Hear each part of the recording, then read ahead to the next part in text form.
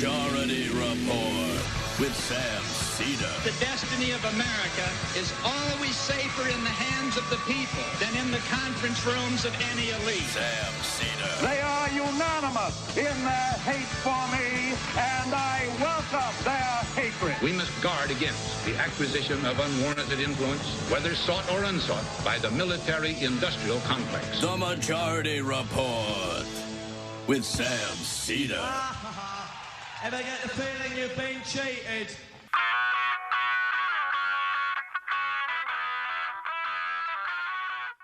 It is Tuesday, February 2nd, 2021. My name is Sam Seder. This is the five-time award-winning Majority Report. We are broadcasting live steps from the industrially ravaged Gowanus Canal in the heartland of America, downtown Brooklyn, USA. On the program today, Joe Biden meets with the Republican Go Small on COVID Relief Caucus as Democrats begin reconciliation to go big. Meanwhile, what has to happen for Democrats to help the American people through a very sticky reconciliation process? And with 6 days until impeachment, more of Trump's plotting revealed. And one more very obvious reason why a bunch of his lawyers quit the team. AOC recounts the chilling experience she had during the Republican storming of the Capitol. Democrats get serious about Marjorie Taylor Greene. Chuck Schumer, Ron Wyden, and Cory Booker announced legislation to legalize cannabis on a federal level. Joe Biden to release Puerto Rican Hurricane Maria aid. And there's a growing consensus to delay the second dose of vaccinations to get more people dose number one. We'll go over the good, the bad, and the ugly of Biden's first couple of weeks. And a federal judge vacates a late Trump-era rule preventing the EPA from using science. All this and more on today's program. Ladies and gentlemen, welcome to the show. Thanks for joining us today. Of course, with me, as always, Emma Vigeland. Hello, Emma. How are you today? Hello, Sam. I'm doing well. Snow seems to have kind of tapered off at this point, so I was able to walk to work without insane wind face. You know, when your face gets all dry and red. No, I'm familiar with wind face, definitely, of course. Yeah, that's what I call it. It's definitely not called wind face, but that could be the name of my superhero. 18 inches in New York. This is, I think, one of the biggest snowfalls we've had in about 5 years in New York City. And you say you believe in climate change. I am surprised we haven't heard more about that right now. I think we probably would have were it not for everything else that is going on. But yes, that has been an ongoing, every time it snows, climate change isn't real because Republicans, apparently conservatives, are determined to confuse the weather in any given week versus climate. But Senator Inhofe, there's still time. Exactly. I imagine there'll be like a 35-minute report on Sean Hannity's program tonight regarding that. All right, well, let's get right into this. There's a lot of stuff happening right now. I want to start with this clip of Katie Porter. One of the things that happened last night, AOC did about, I don't know, like a 70-minute Instagram video retelling her experience during the storming of the Capitol and also contextualizing it as to why it was so traumatizing, particularly for her. But I think broadly speaking, it was traumatizing for a lot of people. Let's play this clip of Katie Porter. We will play the clip from AOC's video later in the program. But I just want to start with this so you get a sense of this. And, you know, this, it is very easy, I think. Well, it shouldn't be. seems to be too easy. But it's very easy for people to simply write off any of these type of experiences that elected politicians would have, because they perceive them as people devoid of normal human emotion. And it is definitely true if you run for office or really pursue any type of celebrity or public face, you are essentially signing up for a certain amount of public abuse. I mean, I don't care if you do a show like ours. Obviously, it gets much greater. The higher profile you are, we're not subjected to that same level of it. Maybe like a low level, but not necessarily. But there is a limit in which one could expect. There's nobody who signs up for to be a politician who, I imagine on some level or another, doesn't expect that at one point they're going to get death threats and whatnot. Sometimes that comes with the territory. There's a lot of crazy people out there, and I'm saying that colloquially.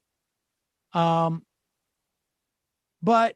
at the very least, you have an expectation that, when I'm in the Congress, there's a reason why there's a bunch of Capitol Police. There's going to be some measure of protection. You got to remember, someone like AOC, I think they make $180,000 a year now as a congressperson. It's not like she can afford to have a fleet of security guards like you might with a celebrity. And you might argue that of members of Congress or any senators, she is at more risk than anybody based on the nature of her and Ilhan Omar, based on the extreme nature of Republican and right-wing attitudes towards them that are based in racism and sexism and intense emotions that I think are even darker than a lot of people give them credit for.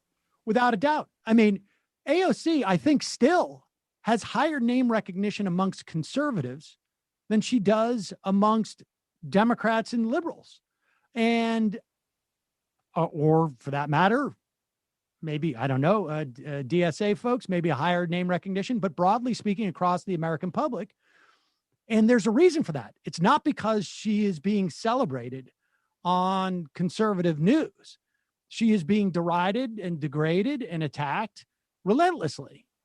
And the idea that anybody would deny that perspective and that experience is pretty shocking to me. I mean, we'll talk more about AOC later in the program. But listen to this story by Katie Porter, who apparently AOC at one point barricaded herself with Katie Porter in Katie Porter's office by pushing a couch in front of the door. I mean, this is the nature of what was going on there. And we know that through reporting that Mike Pence seconds away from being caught by some of those people who were saying hang him, that other members of the Senate and the House were seconds away from being caught. There was some of it was just dumb luck. Some of it was a Capitol Police officer sort of leading the attackers away from those areas where he knew there were lawmakers. Yeah, we saw what they did to cops. Imagine what they would do to a staffer that got somehow in between them and, anyone else. Without a doubt. And let's be clear. That officer who fired and killed that woman who was jumping through and smashing a door and was trying to jump through that door, if he had not fired on her, and it's an incredibly unfortunate situation, but if he had not fired on her and she jumps through that door, the idea that the rest of those people wouldn't have followed her through that door, I think is wishful thinking. I mean, this would have been, this was very, very close. And it probably, without that shooting, who knows who would have died on the other side of that door. Here is Katie Porter retelling at least part of her experience last night with Lawrence O'Donnell on MSNBC. you know just how deep Congresswoman Ocasio-Cortez's fears were at that time? Well, at first she saw me, and we waved. I went into my office, and a couple seconds later, she knocked and she said, could we come in? And I said, of course. And she began to, her staffer was trying to describe what had happened. And Alex is really usually like unfailingly polite and very personable. And she wasn't even really talking to me. She was opening up doors. And I was like, can I help you? Like, what are you looking for? And she said, I'm looking for where I'm going to hide. And the thing that will always stay with me, the two memories that really, especially as a mom, I think were just really powerful for me, was when she said, I was saying, well, don't worry. I'm a mom. I'm calm. I've got everything here we need. We could live for like a month in this office. And she said, I just hope I get to be a mom. I hope I don't die today. And the second thing is she was wearing heels. And I remember her saying to me, I was wearing flats. And I remember her saying to me, I knew I shouldn't have worn heels. How am I going to run? And we went and we found her a pair of sneakers to wear from one of my staffers so that she could run if she needed to literally run for her life. How long did the fear of losing life hold? I mean, I find that to be one of the most moving clips about the insurrection that I've seen. That, as a woman who wants to one day have children, that would have been one of my first thoughts. And it really humanizes these politicians, especially the ones like Katie Porter and Ocasio-Cortez, who are not there to enrich themselves, who aren't there for the short term to cash in later and go to work for some lobbying firm. They're there, especially Ocasio-Cortez, with immense bravery, putting up, going through the risks that they endure on a daily basis that are often very sexual in nature, coming from the right wing, violently sexual, and racist in terms of Ocasio-Cortez, Ilhan Omar, Islamophobic, enduring that. It's very moving to me, and the trauma should not ever, ever be discounted or underplayed. Yeah, and people also, I mean, aside from just the sheer terror that existed in that moment, which I think would have affected anyone, you also have to remember that this is within a context where she was getting text messages, watch out, on January 6th. She's gotten obviously years worth of death threats. I mean, it is just the idea that she's been able to maintain her composure about this for a couple of weeks, frankly, is far more than I would expect of myself under similar circumstances. We're going to take a quick break. When we come back, we will start talking about what's happening with this COVID relief. There's a lot of sort of ins and outs with reconciliation that you should be aware of. People want to know why this is such a complicated process. And we will try and work our way through some of those weeds. We'll be right back in just a moment. In the meantime, I'm drinking some of this right now. And we have a new convert to the liquid IV. Oh my God, I am obsessed with it. I'm obsessed with it. Well, as you know, I think Emma's a fan of their popular hydration mix. Well, for me, it has been, since I first tried it, Liquid IV's Energy Multiplier. It is a game changer. It both hydrates you and it gives you an extra boost we all need. I don't have my green. I have the box right here. I used it yesterday, not today. That's not the Energy Multiplier. Okay. The Energy Multiplier is the one that's in the envelope on the on that metal thing on the side there. Okay. One stick is like drinking 2 cups of coffee, and it's an all-natural alternative to processed energy drinks for sustained energy boost throughout the day. For me, I go through, I've got some right here in my cup. I don't know where my my big bottle is, but for me, it's basically during the course of the show. I mean, I'll drink a little bit during the before the show, but for me, it gets me through the show, catapults me all the way till I get home, deal with the kids, and then I'm exhausted. Energy Multiplier is a healthier alternative to traditional energy drinks and coffee. There's no artificial flavors. There's no preservatives. It has matcha and a green energy blend, and it tastes delicious. Like I say, it gives me an energy boost that I usually get from coffee, and Liquid IV cellular transport technology delivers an optimal ratio of nutrients for more efficient uptake. It's non-GMO, it's vegan, and free of gluten, dairy, and soy. And plus, the company has donated over 10 million servings globally. Check it out. You can grab your Energy Liquid IV in bulk nationwide at Costco, or you can get 25% off when you go to liquidiv.com. Use the code MajorityRep, not Majority Report, Majority Rep at checkout. That's 25% off anything you order when you use the promo code MajorityRep at liquidiv.com. Majority Rep. Start fueling your adventures today. Liquidiv.com, promo code Majority Rep. And I will say, I know this isn't in the copy, but why I'm a convert is the hydration multiplier is what I use. And I use it, when we're on the show, right? Because I need to stay hydrated. You guys will see me drinking liquids a lot. I just have to medically.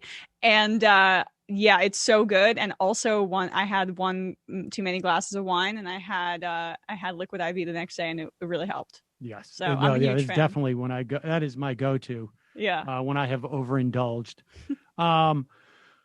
Folks, I'm not going to lie. I have not been shaving as much as I was doing pre-COVID. Now I'm down to like once a week, maybe twice a week. But when I do, I shave with Harry's. Too often, you got to choose between quality and a fair price. Well, Harry's makes it possible for you to get both. Harry's gives you award-winning blades at factory direct prices. And for a limited time, Harry's is offering their starter set plus a free body wash for just $3 at harrys.com/majority. Harry's delivers a close, comfortable shave at a fair price, only $2 per cartridge refill. They have a German factory. It's one of the select few manufacturers in the world that have mastered the technology to create what they call the Gothic arch.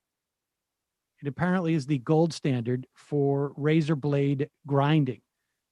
Stand behind the quality of their blades so much they give you 100% money-back guarantee on harrys.com. Folks, I've talked about Harry's for years now. They've been supportive of this program for years. 4 years, 5 years, I don't know. For me, they got the smaller blade head, which I love. It's inexpensive, relatively speaking, for razors. They send it to your house. I like the handle, which is sort of a classic as opposed to some type of Rambo thing to make you feel like you're, I don't need to feel like I'm going, I don't know, like on some type of special ops mission to shave. I just I like a good shave. Like it has bullets in the honestly, base they put it in those plastic containers that it's like. Oh God, yeah. Anyways, for a limited time, Harry's has an exclusive offer for listeners of my show. New customers get a Harry's starter set and a free body wash, which I actually use as well and enjoy for just $3 at harrys.com/majority. I mean, to the extent that you can enjoy a body wash. That's over a $16 value for just $3. You get a 5-blade razor, you get the weighted handle, you get the foaming shaving gel, travel cover, travel size body wash. It's an incredibly great deal, but act fast while supplies last. Go to harrys.com/majority to redeem your offer. And lastly, day by day, I am learning making small changes can enhance the quality of your life. I am now consistently making my bed. It's just one thing, and it sort of sets the tone for the day. The other thing that I have found, my socks are better. Nice. Yes, it's the features. When I told Brendan we were doing a features ad, I don't know how many months ago this was. He's like, I love those socks. And I'm like, what? You love a pair of socks? But it makes sense to me now. Changing your socks can make a huge difference in your daily walks, or I don't know, if you're playing golf or whatever you're doing. Runners apparently have made Features their sock of choice. That's where Brendan gets in on this. Now you can get the same benefits, specially tailored for the golf course or however you use your socks. Features Elite Golf Socks keeps your feet cool, dry, and blister-free while providing a custom-like fit that won't bunch or slip during your backswing. They have targeted compression, it hugs the arch of your foot, and it keeps the sock in place. Look, the value of these socks to me, I don't play golf. I walk all the time. And at first I was like, what? There's a left and a right sock? And it makes a big difference. You can feel it. It's strange, but you can feel it. They have an anatomical design. It conforms, like I said, to the left and right shape of your feet, creates an enhanced custom-like fit that reduces discomfort and prevents blisters. Features helps enhance your game, whatever you're doing, so you can play harder, faster, or stronger. And here's the best part. If you're unsatisfied at any point, you get a replacement pair, no questions asked. They have a bunch of different types of features on their site. I can't remember the name of the different ones I've gotten, to be honest with you, but I've tried them all out, and I'm almost now full Features. That's the other thing I'm doing is I'm not keeping crappy socks anymore. They get holes. I used to get all my socks at like those street fairs, where you get like 12 pairs for like $5. That doesn't make sense to me anymore. What do you live in? Like the 1800s or the circus? That's just the way I did. I did my underwear that way. You're a circus ringleader? Well, I'm not doing that anymore. I'm getting quality stuff and I'm keeping them, and I'm enjoying them every day. Features socks will change how you feel about your socks forever. For listeners of the Majority Report, you can get $10 off your first pair of Features when you go to features.com/majority. That's Features, F-E-E-T, like feet, Features, URES.com/majority for $10 off your first pair of Features. Check it out, folks. You will not be disappointed with those socks. Okay, so let's talk about Joe Biden yesterday. Met with a caucus, if you will, of 10 Republican senators. They were going to pitch Joe Biden on a significantly smaller COVID relief bill for the American public. The number 10 is important here because last week or the weeks prior, we saw a gang of 16, which included 8 Republicans and 8 Democrats. The problem with that calculation is 8 Republicans are no more valuable to the Democrats in terms of passing anything than is 1 Republican, or frankly, no Republicans. You need 10 Republicans to come in. And so the Republicans showed up with 10, but to get those 10, they basically need to deny the American public the relief that they need. Here is Jen Psaki. She is the spokeswoman for the Biden administration in the White House press room discussing the meeting between Biden and the Republican Go Small caucus. It's an exchange of ideas, an opportunity to do that. This group obviously sent a letter with some outlines, some top lines of their concerns and their priorities, and he's happy to have a conversation with them. What this meeting is not is a forum for the president to make or accept an offer. So I think that's important to convey to all of you. And his view, it remains what was stated in the statement last night, but also what he said on Friday, which is that the risk is not that it is too big, this package. The risk is that it is too small. And that remains his view, and it's one he'll certainly express today. Cautious optimism. That's my takeaway from these first few weeks of the Biden, or less than 2 weeks of the Biden administration. Right. I think that is that is definitely the theme, 12 days in. And what Psaki is doing there is she's doing 2 things. Really, actually 3 things. One is she is making it clear that the Biden administration is doing their best to hear the Republicans out and is at least open to the idea of a reasonable compromise. 2, she's also making sure that expectations of these meetings are correct, which is that if Biden doesn't make a deal with them, he is in no way changing up his perspective on this. This is a meeting to hear them out, to show them respect, to tell them that they are part of the process if they want to be part of it. But here's the bottom line is the polling is very, very clear on this. Over 60%, I think it's 67% according to Vox and the Data for Progress. 64% would back more coronavirus relief, even if it means doing it through budget reconciliation. So Joe Biden, and I'll tell you the third thing that I think is happening, and if you're like me and you listen to the radio in the morning or whenever you can, you hear those like little briefs. Sometimes they do them by the AP, sometimes they do them by different networks, whatever it is. The way this is being articulated is the Republicans want to provide less relief for the American public. It is very rare where you have such a stark and really, frankly, obvious conflict, which is the Democrats want to give Americans more money to deal with this coronavirus, which I think the vast majority of Americans are looking around. They're looking at record unemployment. CBO just came out today saying that we're not going to get to pre-COVID levels of unemployment probably in this decade. They're looking at businesses that are going out of business. They're looking at people who have lost their health care. They are looking at kids who can't go to school. They're looking at a botched vaccination rollout, frankly, a botched dealing with this pandemic. And they're crying out for relief. And the bottom line elevator pitch story that is now out there that is enhanced by Joe Biden inviting these people to the White House is that Republicans are coming to argue for less help for the American public, and Democrats are arguing for more help for the American public. That's a good top line for the vast majority of Americans who don't pay attention to politics like anybody watching this show. Yeah, exactly. And I think we talk a lot about how the Biden administration seems to have learned from constantly caving to Republicans during the Obama years and how that slowed the economic recovery significantly from the Great Recession. But the media seems to have learned a tiny bit too. And yes, there still is a lot of, we talked about other cable coverage yesterday, compromise for compromise's sake, which is embedded in the questions that they're asking of these politicians. Like, why can't you compromise? Why can't you be bipartisan?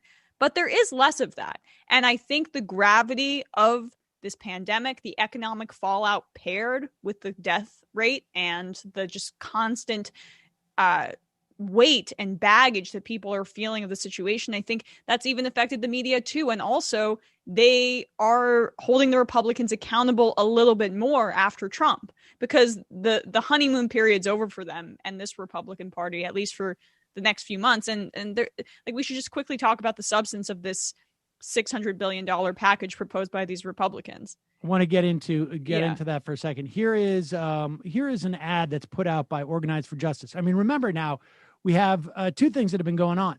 One, Kamala Harris was sent to Arizona and to West Virginia to give interviews locally, which is going to make everybody in those states who watch the news going to see that. But an aggressive approach by the Biden camp, and to basically strengthen the spine, as it were, or the resolve, or however you want to define this, of the possible Democratic defectors.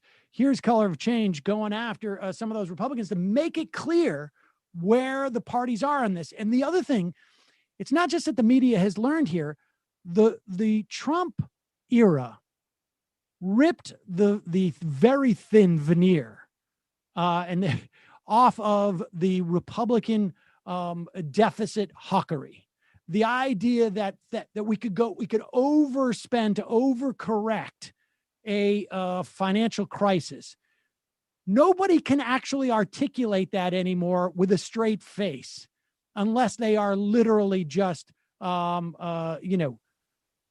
completely shameless in parroting a partisan line. I mean, nobody can say this with a straight face anymore, and that is helping the Democrats. Here is that ad. After all we've been through, the majority of Americans are united in support of a COVID relief bill that delivers aid to those struggling in this pandemic. But corporate-backed politicians like Susan Collins, Mitt Romney, and Joe Manchin are pushing President Biden to weaken his relief bill. What do these so-called moderates have in common? 3 millionaires who think hardworking Americans don't need major support during these difficult times.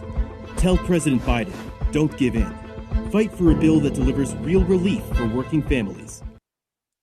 This is also different from the Obama administration. The idea that we are 2 weeks into this administration and we're already seeing outside expenditure groups pressure Biden and go after wayward Democrats. I mean, just having and I think the White House gets it. I mean, that's watching Kamala Harris being deployed there makes a real difference. Now, here is West Virginia Governor Jim Justice, and hard to know whether this wasn't a function of Kamala Harris coming into his backyard and also making it clear we need to go big. But here's Jim Justice, and this is going to help when it comes to Joe Manchin as well. Economic relief is critical for Americans right now. It's critical to your folks in West Virginia. You've been clear about your desire to support President Biden, to work across the aisle. When it comes to this COVID relief bill, I wonder what is more important to the people of West Virginia and to you.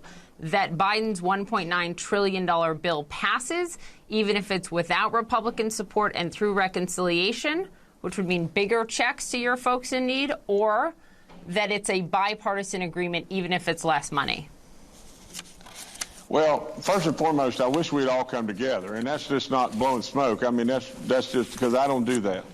But the other flip side of it is this, Poppy, we've got a lot of people in West Virginia that are still struggling with paying their power bill because they got laid off because this pandemic just swept their job away from them. Right, so which one is it? And I mean, at the end of the day, really and truly, Poppy, what we need to do is we need to understand that trying to be, per se, fiscally responsible at this point in time with what we've got going on in this country, if we actually throw away some money right now, so what? We have really got to move and get people taken care of and get people back on balance. Hell yeah. And I want to work with the Biden administration just like I worked with the Trump administration, and I want us to move forward. That's really significant to hear from a Republican like yourself in a state where your Democratic Senator Joe Manchin thinks these payments are not targeted enough. Have you talked to him about it? Well, I have not talked directly to Joe about that and everything. I don't really know exactly what the thinking could possibly be there. I mean, we got people that are really hurting. I mean, that's just all there is to it. And on top of that, here's a perfect example, Poppy. My executive assistant came in the other day and said, not far from my home, there was an elderly man that froze to death in his house and everything. Probably couldn't afford to pay the power bill. There's so many different things where people are really, really hurting. Okay. And today, we've got to move. We can't hold back. We've got to move. What was amazing was Poppy Harlow's, is that her last name? Yes. Look on her face when he said, I don't care about if we waste a little bit of money, we need to go big. And she just realized like that, that is incredibly compelling. I mean, that should be, in every ad. That is what's going to drive this process forward. Now, with that said, there's some difficulty here that is not just a function of will. There are multiple ways to address this. But one of the problems with reconciliation is a law that was passed in 2010. Part is the sequestration. And frankly, this is what people, when people criticize the Obama administration, it is over their turn to austerity in 2010. It was their fear and their indulging of the Republican lie of deficit hawkery. And we still have people like Nancy Pelosi, who is a big acolyte of Pete Peterson, who was the former Nixon Commerce Secretary, who spent billions, was a billionaire who spent hundreds of millions of dollars in creating a Pete Peterson Foundation that essentially promoted austerity politics. And so this isn't just a Republican conservative theme. There are Democrats who have embraced this, and certainly a lot of those financial types in the Obama administration, they embraced this austerity. And it was a huge mistake. It was a mistake both at a policy level. We had such an anemic and slow recovery, and on a political level, which is why by the time Obama left office, we had lost 1,000 seats across the country to Republicans, and including the House and the Senate. And so the administration seems to have learned, to a certain extent, the Democrats, more broadly speaking, Chuck Schumer echoed this yesterday, seems to have learned this lesson. He specifically said, we're not going to make the mistake we made in 2009. Now, one of the problems you have is like, okay, how do you do this with a filibuster in place in the Senate? We know that Joe Manchin and Kristen Sinema have at this point said they won't vote to get rid of the filibuster. Remains to be seen if there was any other mechanisms that can go forward. We will see if that happens. But the reconciliation process requires essentially no addition to the deficit over a 10-year horizon. Now, what does that mean in practice? We just had a bill that cut $2 trillion worth of taxes about 3 years ago, passed by the Republicans through reconciliation. That bill would have automatically cut Medicare because of this 2010 law to the tune of tens of billions of dollars. It would have also cut other domestic spending programs, billions of dollars. However, to avoid that, Democrats joined Republicans in voting and passing the 60 vote threshold to provide a waiver. Now, there's some question as to whether conservatives and Republicans in this era would do that in this instance. Highly unlikely. So the question becomes, how do you get around that? There's a bunch of different ways that people are suggesting as to how you do this. And can I add, Sam, there is political value in making Republicans own the fact that they might be trying to cut Medicare, cut Medicaid, cut Social Security, which, you know, they've gotten very close in the past, but often the political blowback and fears that they haven't fully touched that hot stove yet. That's right. And Social Security is statutorily protected. That would not be subject to cuts, but just Medicare. Yeah. So this is a 2010 law. It is known as PAYGO. This is a law, not the rule that was in the House that was suspended for the sake of COVID. These automatic cuts can only be, at this point, avoided with 60 Senate votes. However, like I say, Republicans could join Democrats and vote for a waiver. Unlikely. Congress could declare the relief bill an emergency measure, which would exempt it from PAYGO. But to do that, you need 60 votes. So that's unlikely to happen. Lawmakers could use future reconciliation bills to offset and balance that out and restore Medicare cuts. However, there's a lot of things that the Biden administration wants to do with the future reconciliation bills. They only get 3 bites at this apple. We'll talk about that. That's also one of the reasons why you're not seeing the rollback of taxes right now, because this is all about trying to get these bills to be net neutral. And so you could roll back some of those Trump tax cuts and do that now. However, then you lose that cachet of money. It's almost like a salary cap, if you will, in I will. Yes. In basketball. I knew you would.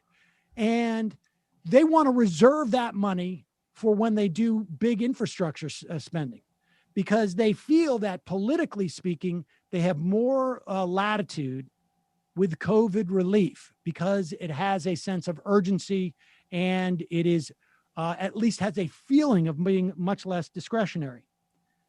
You could also shove the restoration of this Medicare funds into some other must-pass bill over the course of the year, like the continuing resolution. Otherwise, you get a government shutdown, and that's where you start to hold Republicans accountable.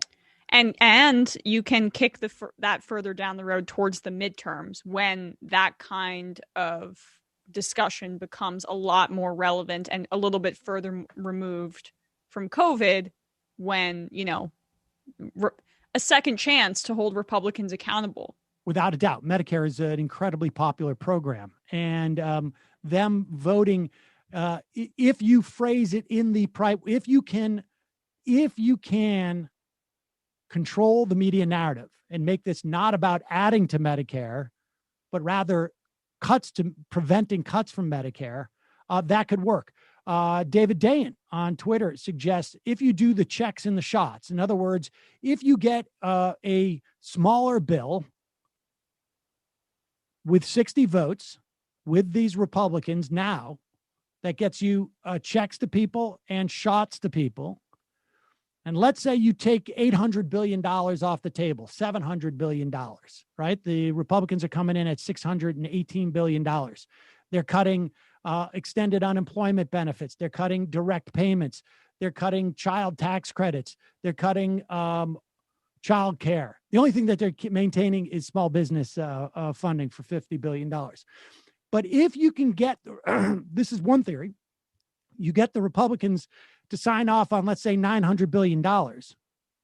When you go into reconciliation, this becomes the value of the $15 minimum wage.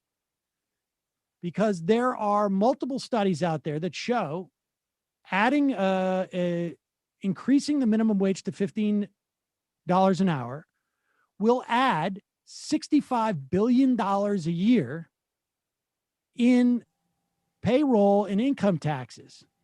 And you can use the Republicans' argument against them, which the whole push behind the Trump tax cuts was that it was going to create so much revenue that they would pay for themselves. Obviously, that was a lie that completely discounted the findings of the bipartisan CBO report, but you can still use that argument rhetorically against them when it comes to the minimum wage, which I guess it's dubious if it would be able to be used in budget reconciliation, but you're saying you're a little more confident than I was when I floated it out there like a few weeks ago, I guess. The idea that it would add this amount of money to the operating budget is a good argument that it could be in reconciliation. But even more important, $65 billion a year over 10 years is $650 billion.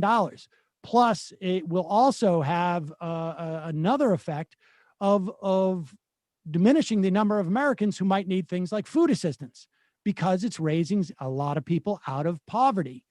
And in that case, you have now got room in your salary cap of at least $650 billion to offset any spending you do. Now, there's danger here, because if you do checks and shots in the first round, you might weaken the response of folks like Joe Manchin and Kristen Sinema. They might be less interested in passing something in reconciliation. So there's but that also depends on how the CBO scores. There are studies out there, we can't tell if the CBO will score the minimum wage in that way as well. And then the other way of doing this is just get rid of the 60 vote threshold and get rid of the filibuster. So there's a lot of different ways around this, but it is complicated. And at this point, what happened yesterday was that leaders in the Democrats in both the House and the Senate filed a joint budget resolution that essentially kicks off the reconciliation process. The resolution in both houses gives a top line number, and it basically says to each committee, here's the dollar figure that you have that falls within your jurisdiction. You guys work out in your committees how that money is going to be deployed. So $350 billion for state and local governments. There's a committee that will oversee that and figure out how that money is distributed. Right. Maybe the education committee will deal with reopening schools. Maybe the health committee will deal with how you deploy vaccination funds. et cetera, et cetera, et cetera. This is a process. It's going to take a couple of weeks. That's why we've been hearing this vote probably won't happen until the beginning of March under reconciliation. So right now, this is free time for Biden to perform bipartisanship, because he thinks that that's important to him, right?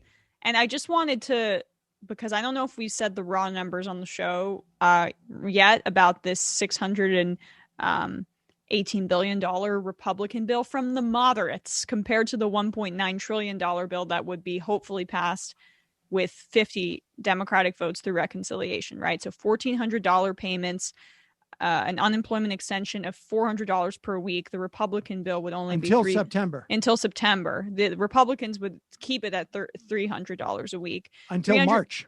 And then just until March, yes. $350 billion in state and local aid, which would not be in that moderate Republican bill at all. And that's key to helping us avoid the recession lasting longer. School and vaccine money. The vaccine money is basically identical in the Republican bill. And again, also the GOP checks would only be $1,000, and tens of millions of Americans would be cut off because they basically are trying to cut it off at $50,000 of income eligibility as opposed to the $75K for the $1,400 in Biden's bill.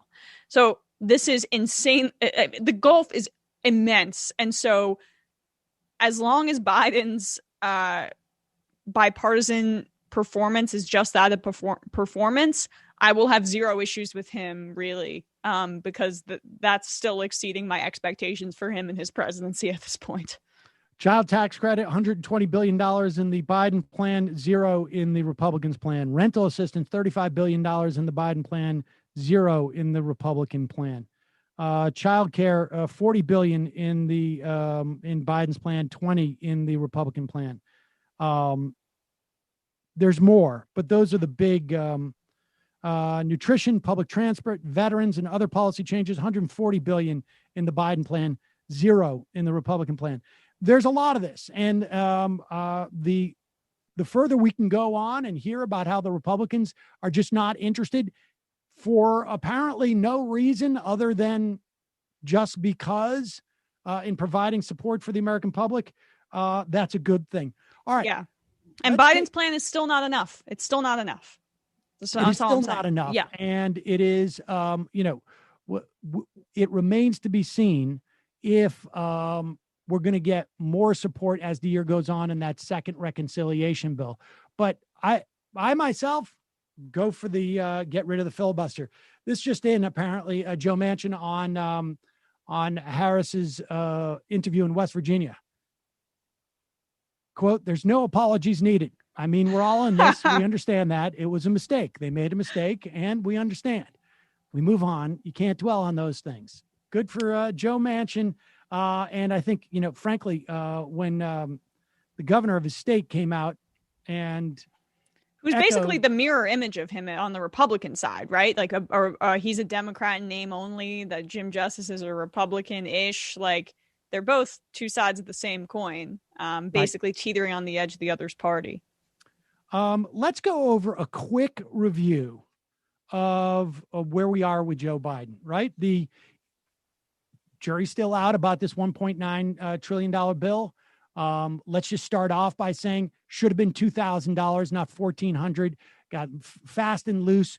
What's the point of that? What's the difference between a $2.2 trillion bill and a $1.9 trillion bill? There is still this mentality that the American public actually there's some type of magical threshold that Americans start to pay attention to. Nobody even remembers $3-4 trillion in March. Nobody, and nobody can actually outline how that money was spent. I'm talking about your average American on the street. And so these numbers are not as intimidating to the American public as apparently the politicos seem to think there is. $2,000 was just what was pitched. So you just do that. And look, I don't know what they think the downside of it could possibly be. We had the lowest rate of poverty in years upon years during those 4 months in the wake of those payments. And what's wrong with that? But people don't feel like they have to go to work at jobs they don't like.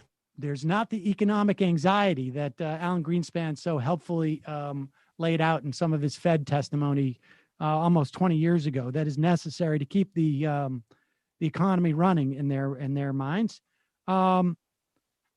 Here is Mehdi Hassan did a rundown on MSNBC.com, which I thought was pretty good, entitled "How I Was Maybe Wrong About Biden." Because look, it's very early. The only thing that we have to compare is the first 10 days of the Obama administration, where they were already talking about cuts to Social Security. They were already talking about, at least doing a head nod to a turn to austerity in the future, and this concern that they could be spending too much on the financial crisis. He has signed more, according to Mehdi, 40 executive orders, including rejoining the Paris climate change, canceling the Keystone XL pipeline, ordering the conservation around 30% of all federal land and water by 2030, and the suspension of new oil and gas leases on federal land and water. There's still some leases that were approved. He established a White House office domestic climate policy, made climate change a national security foreign policy priority. Says things like we should, every major economist thinks we should be investing in deficit spending in order to generate economic growth, as opposed to Obama's austerity promotion. On day one of his presidency, Biden ended the Muslim ban, canceled construction of the border wall, included undocumented immigrants in the census count, blocked the deportation of Liberian refugees, issued a memo preserving and fortifying the Deferred Action for Childhood Arrivals program, that's DACA, shielding 650,000 immigrants from deportation, announced a 100-day moratorium on all deportations, tempted to be blocked by a Trump judge, but I don't think that that can really actually function in that way. I think that moratorium is all in place, but for name. Sent a bill to Congress offering a pathway to citizenship for around 11 million undocumented migrants, officially revoked the Trump's administration zero tolerance program, which allowed for the kidnapping of children at the border. Now, with that said, there's still, according to our friend Ronald Reagan, the immigration lawyer, calls into this program, has a podcast called Deconstructed. There's still a couple of executive orders that Trump issued dealing with visas that are no-brainers to be reversed and have yet to be reversed. And he himself, as a small immigration lawyer, has multiple clients who are stuck in Mexico because of this, who should be getting a green card. So understand that there's a lot of stuff that Joe Biden has done. There's a lot more he could do just within the realm of... And he's only suspending those contracts on federal lands for gas and drilling. He could cancel a lot of the ones that they rushed in at the end of the Trump era. Jury's still out on a lot of these things, but it's important that we have a perspective on this, both the good and the bad. Fortunately, nothing ugly quite yet. He rescinded the Trump administration's counterfactual 1776 commission. And the student debt thing is egregious, that we still have not canceled any student debt. That's an absolute abomination. He could do that with the stroke of a pen, and there's no reason for Biden not to do so. None whatsoever. Did order the federal contractors to feds to have a $15 minimum wage. He ordered the Department of Labor to develop plans to ensure $15 minimum wage for federal employees, I should say. He asked the department to clarify rules establishing that workers have a federally guaranteed right to refuse employment that will jeopardize their health. So you can't be forced to come in to work and you're still eligible for unemployment insurance. He has asked senators to recruit civil rights attorneys and defense lawyers for judgeships.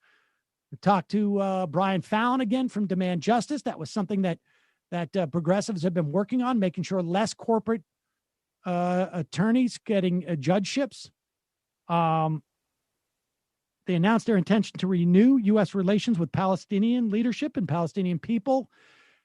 However, they have left the embassy in Jerusalem. Problematic. They've appointed the dovish Robert Malley as a special U.S. envoy to Iran. They've also been saying, a bunch of junky things about Iran having to make the first move. We'll see how that plays out. They, the Director of National Intelligence will release unclassified information on the killing of Jamal Khashoggi. Biden ordered a pause on weapon sales to Saudi Arabia and the UAE. We'll see how long that goes. There's plenty of other things he could be doing.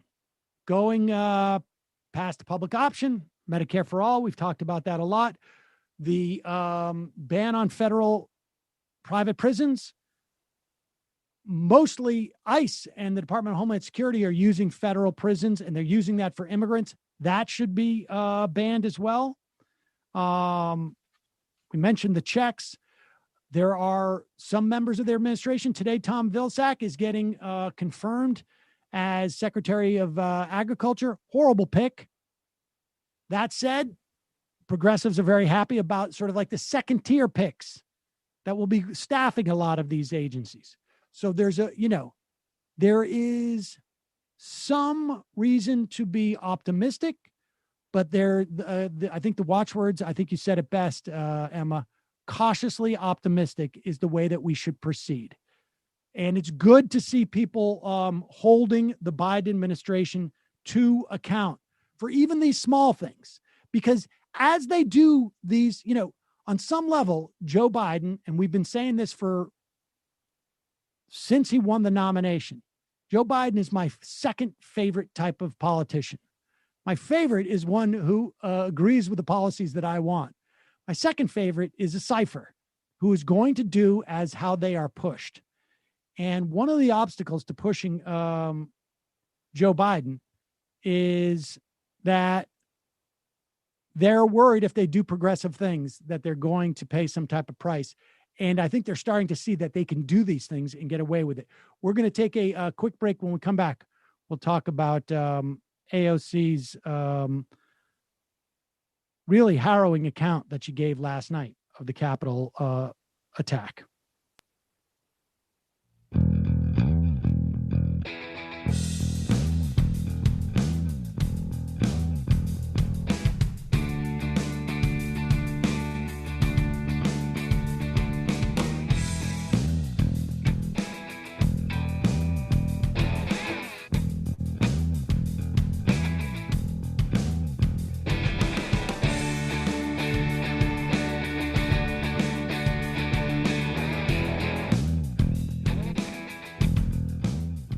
Okay, we're back. So Emma, AOC was on Instagram last night. She was. And she was on for, I believe, a live of almost up to 90 minutes describing her experience at the Capitol. And she revealed that she is a survivor of sexual assault and how that informed what happened to her. Because I'll be real, guys. If I were in her position and I was alone or I didn't have security around me and there was a mob of all these people breaking in and she would be the number one or number two target I could think of that they would direct their anger and ire towards, I would think there was a very significant chance that I would either first be killed or I would be raped first. So this is how she describes her experience and some of the trauma that brought up in her. Bathroom. And I immediately realized that I shouldn't have gone into the bathroom. I should have jumped in the closet. And so I opened the door when all of a sudden I hear that whoever was trying to get inside got into my office. And then I realized that it's too late. That it's too late for me to get into the closet. And so I go back in and I hide back in the bathroom behind the door. And then I just start to hear these yells of, "Where is she? Where is she?" And I just thought to myself, they got inside. And so I hide behind my door like this, like I'm here, and the bathroom door starts going like this, like the bathroom door is behind me, or rather in front of me, and I'm like this, and the door hinges right here, and I just hear, "Where is she? Where is she?"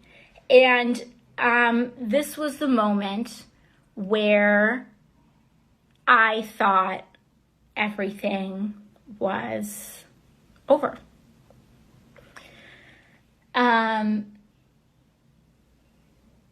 And the weird thing about moments like these is that you lose all sense of time.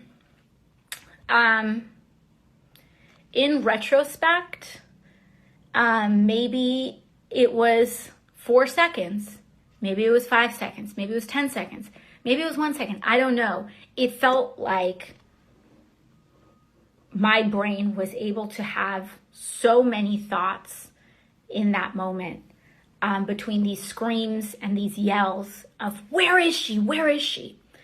And so I go down and I thought I was going to die. And I had a lot of thoughts. You have a lot of thoughts, I think, when you're in a situation like that. And like also one of those thoughts that I had was, I just happened to, be a spiritual person and be raised in that context. And I really just felt like, if this is the plan for me, then people will be able to take it from here. I had a lot of thoughts, but that was the thought that I had about you all. I felt that if this was the journey that my life was taking, that I felt that things were going to be okay. And that, I had fulfilled my purpose. Anyways, sorry guys. So anyways, as I'm hiding in this. Yeah. So I just thought that was the most powerful part of the live, because obviously, of course, she had fulfilled her purpose. She's done so much good for the progressive movement, and like, it highlights the toxicity with which she's treated by the right-wing media that inflames them in such ways. She's the latent sexualization of her. I experienced this on like a tiny micro scale as someone on the internet. I'm able to identify that in with which the fury she's treated, the just complete like rabid foaming at the mouth obsession with her. I mean, you remember all of those memes shared about her graphically on these right-wing pages. That is what is so embedded in this. And her talking about her surviving sexual assault and how that informed this experience, it made it so much clearer to me how much more poignant that trauma would be for her. And there's nobody I can think of in this world who would be more of a target of that kind of hurricane of violence. And I really appreciate her bravery and sharing that. And, this is stuff, frankly, that should be laid out there in the context of impeachment that is coming up. And Republicans are simply not going to take any responsibility for any of this. And we're seeing it with the Marjorie Taylor Greene situation. We'll talk more about that later. But the Republicans are simply not taking responsibility for their role in this, and for Donald Trump's role in it even. And we're going to see more of this over the next couple of weeks. And it was just incredibly moving, and a reminder that, these lawmakers are human, and particularly when you get into this type of sort of like very black and white type of situation as to whether or not we're going to make it out alive. Yeah. That's it for us today. As always, if you missed any part of this program, you can check us out on the Choice channel on the Peacock app. We play at 5 p.m. and 10 p.m. Every day. We will be back with more tomorrow, unless you are still here, in which case we will be back for more still now. I'll have more to say about the AOC thing. And can I take something onto this? Sure. There's this picture here that Jacobin shared a year or so ago. AOC honors Marielle Franco, murdered by right-wing forces in Brazil last March, with Party of Socialism and Freedom Congresswomen Fernanda Melanchonia, Teleria Petrone, and Samia Bonfin. And I think that's relevant in this context. I think the people that are implying that she's being in any way hysterical are just creeps, and I think it's really gross. Let's be explicit about when you put that up. Do we have a Greenwald on Jimmy Dore's show? I mean, this is and Michael Tracy. I mean, I know we don't take him seriously, but this was so repugnant that, I mean, I tweeted it out last night. Yeah, that's who I saw. I haven't seen the Greenwald thing yet. So Michael Tracy tweeted, "Good to know that any loopy delusion expounded by a politician must now be respected and believed," in quotes, under the aegis of trauma. Put Here. Tracy's I'm sending it, guys. Tweet up. And I think I put the Greenwald clip in the Slack.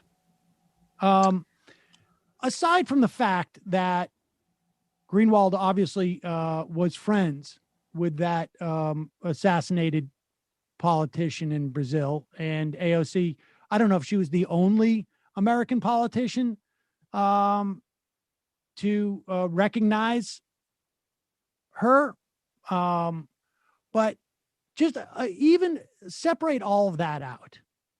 And I tweeted this out, but I'll repeat it here. Having witnessed firsthand during the run-up to the war in Iraq and following it, the treatment that Janine got in a non-social media universe, which I would imagine exacerbates this tenfold. Just from her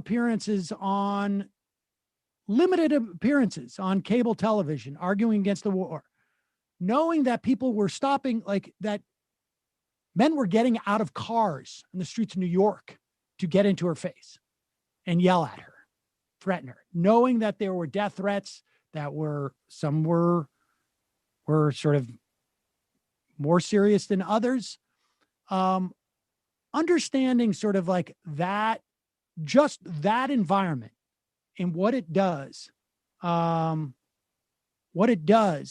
to your mentality is, it is so grotesque that people would sort of deny this experience. Now, we're going to play this clip from Greenwald. This was released, this mocking of AOC when she was saying, apparently she wasn't saying enough or being explicit enough for Glenn Greenwald's taste to take what she says at face value. I mean, on some level, like, I don't even know why you... So this was before, is what you were going to say. This was before this is live. Before she gave the talk last night. But I mean... But still, no, I mean, it's we outrageous all know no matter what she's experienced. I mean, you have to be completely deluded to not know that she is the enemy number one. You know, they don't talk about Nancy Pelosi, San Francisco politics anymore. They talk about AOC. And again, I just need to emphasize the undercurrent of sexual violence that is intertwined with the political violent rhetoric that is directed at her makes it even more intense and frightening. It's as dark as anything I've seen in politics in terms of just the way that she is spoken to and treated by people on the right. And to downplay this by somebody like Glenn, who has experienced massive amounts of death threats in his life based on his reporting, seems like an oversight. Maybe Glenn didn't experience it as much because he had the money to have a full security force. And he mentioned that was one of the difficult things about leaving The Intercept, was that he would lose his security force.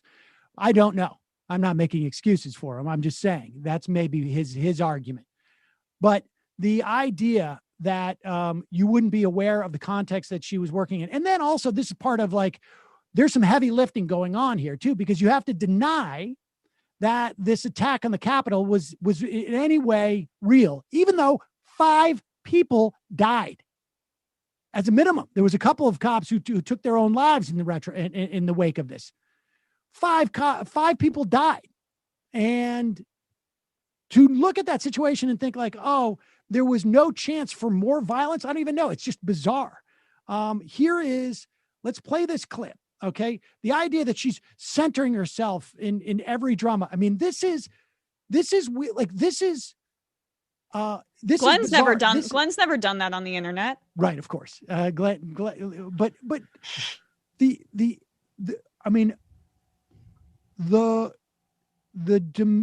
dementia on some level that is involved in feeling like you have to go on Jimmy Dore's show to carry this water it's just off the charts bizarre to me.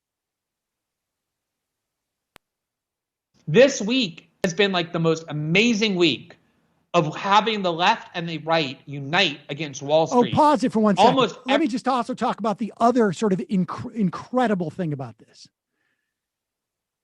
Glenn is talking about a tweet AOC did sort of, and a lot of people like enjoyed the fact that these hedge funders,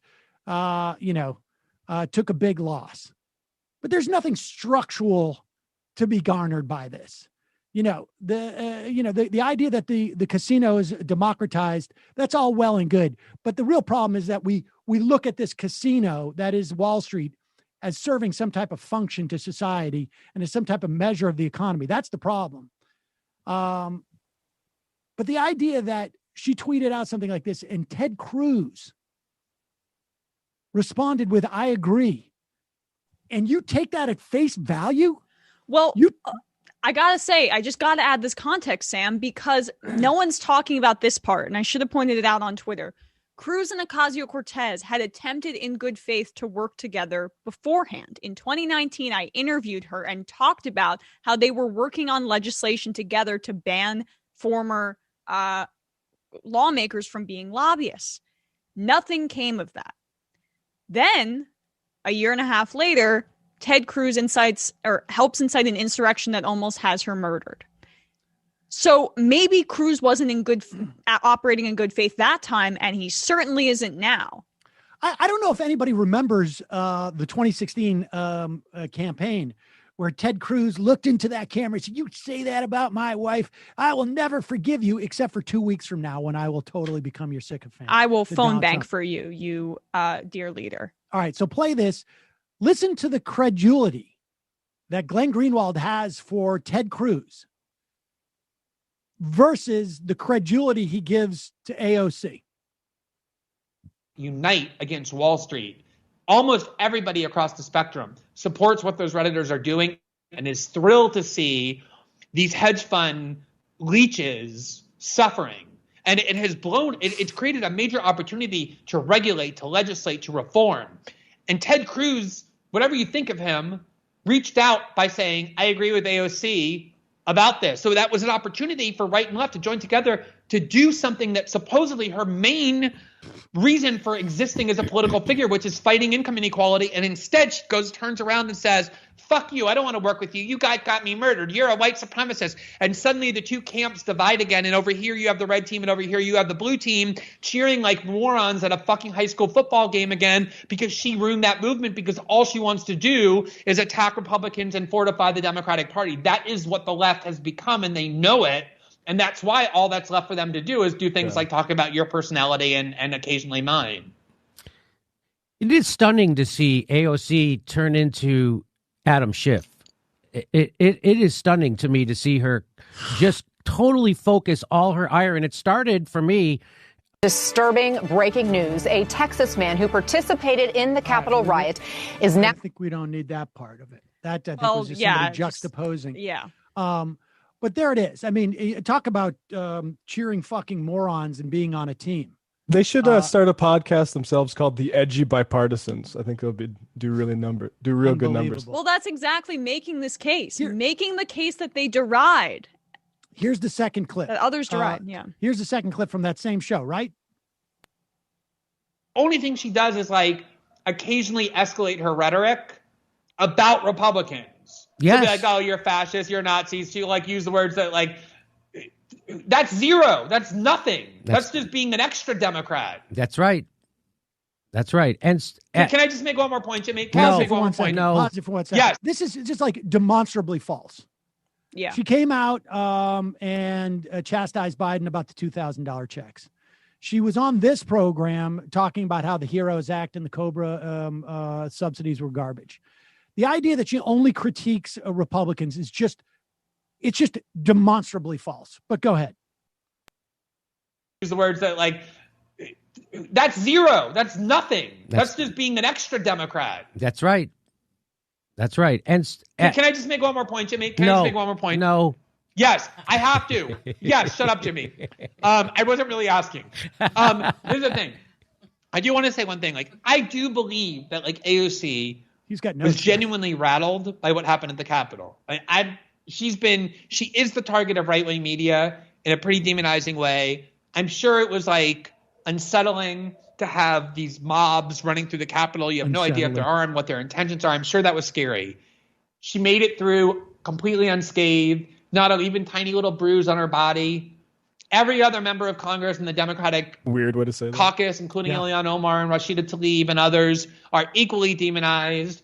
And they're fucking over it. They got over it. If you want to be a member of Congress, you can't constantly center your own like lived experiences. You're not there to like center yourself in every drama. If you have an opportunity to strike a blow against Wall Street and the massive inequality and suffering that it causes, you don't have the right to refuse. First off, she's there to center part of her own lived experiences because she was elected in a district in which there was a white old man who lived in Virginia who wasn't representing his constituents and who was beholden to his donors.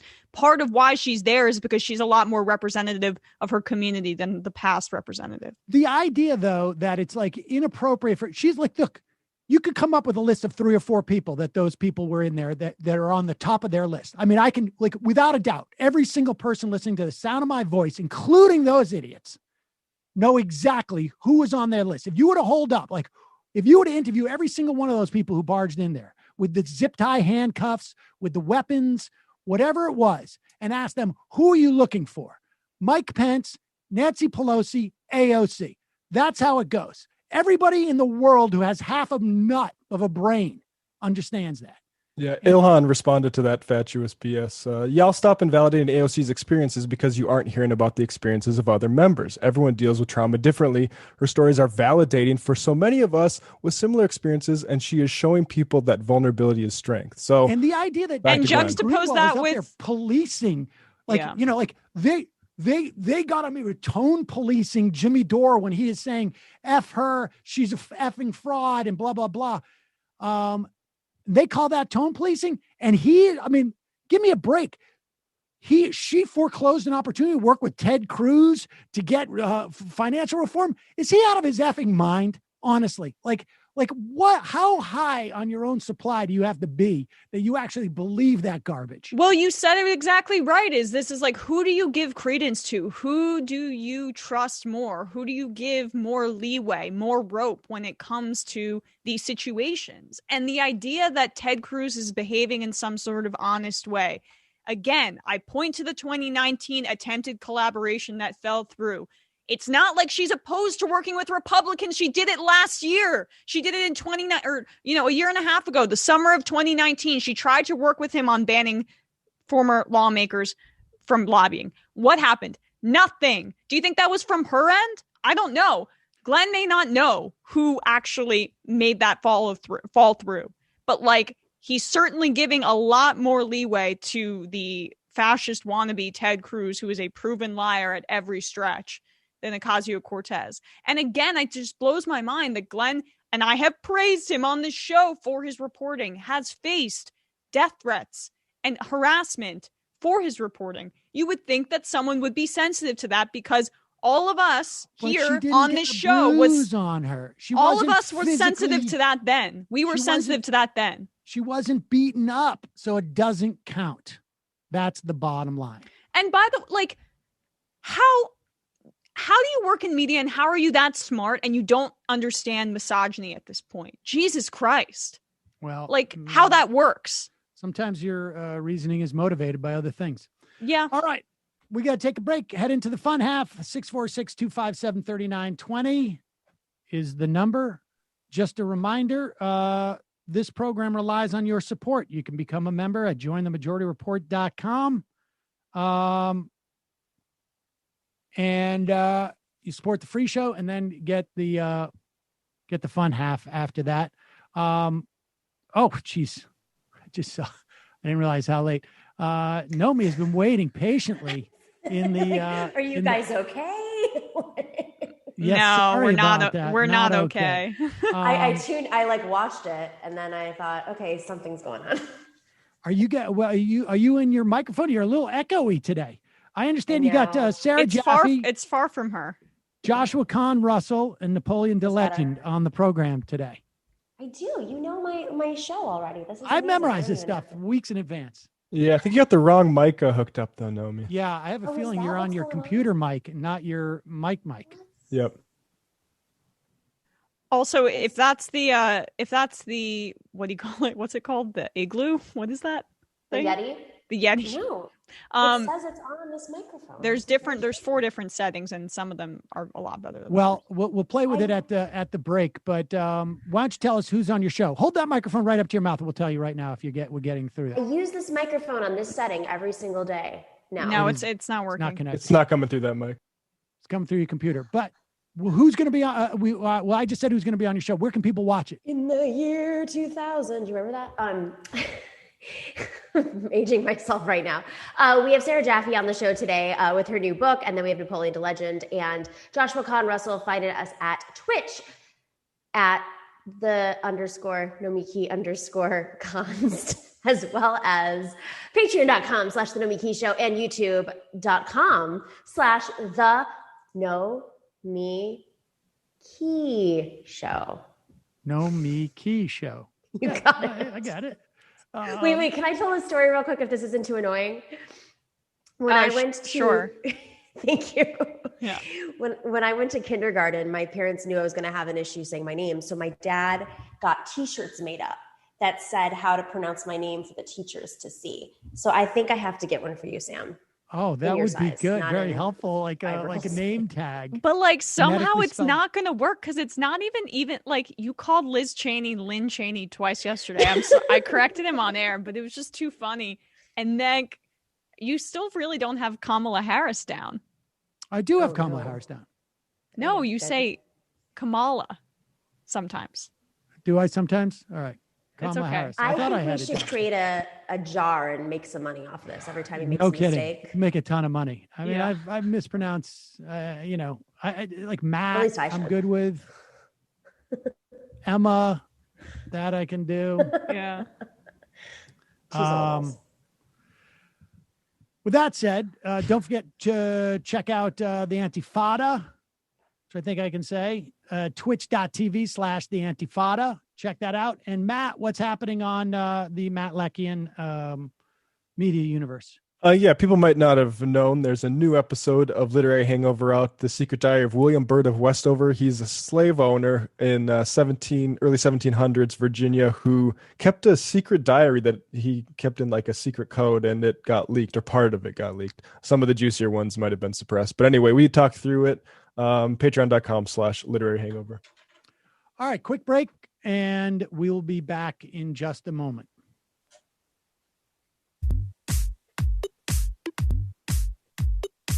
Left is best. Jamie and I may have a disagreement. Yeah, you can't just say whatever you want about people just because you're rich. I have an absolute right to mock them on YouTube. He's up there buggy whipping like he's the boss. I am not your employer. You know, I'm tired of the negativity. I'm sorry. I didn't mean to upset you. You're nervous.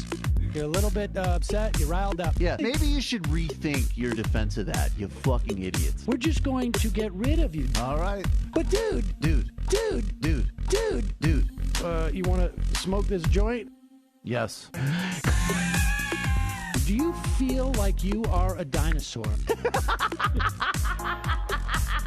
Some good shit. Exactly. I'm happy now. It's a win-win. It's a win-win-win. Oh, hell yeah. Now listen to me. 2, 3, 4, 5 times. 847-906-501-457. 238. 56, 27, 1/2, 5 eighths, 3.9 billion. Wow. He's the ultimate math nerd. Don't you see? Why don't you get a real job instead of spewing vitriol and hatred, you left-wing Limbaugh? Everybody's taking their dumb juice today. Come on, Sammy. Dance, dance, dance.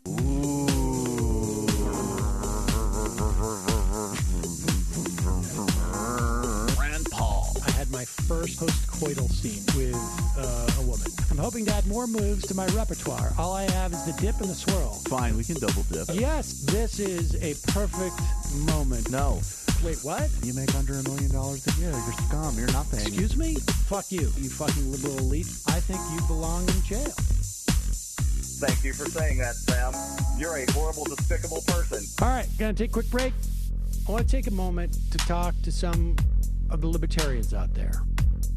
Take whatever vehicle you want to drive to the library. What you're talking about is jibber jabber. Classic. I'm feeling more chill already. Good. Donald Trump can kiss all of our asses. Hey, Sam. Hey, Andy. You guys ready to do some evil? Hitler was such an idiot. That guy might be a Nazi. Agreed. No. Death to America. You. Yes. Wow. Wow, that's weird. No way. Unbelievable. This guy's got a really good hook. Throw our hands up. Ooh. Wow. But Sam, I gotta get off. No worries. Let's.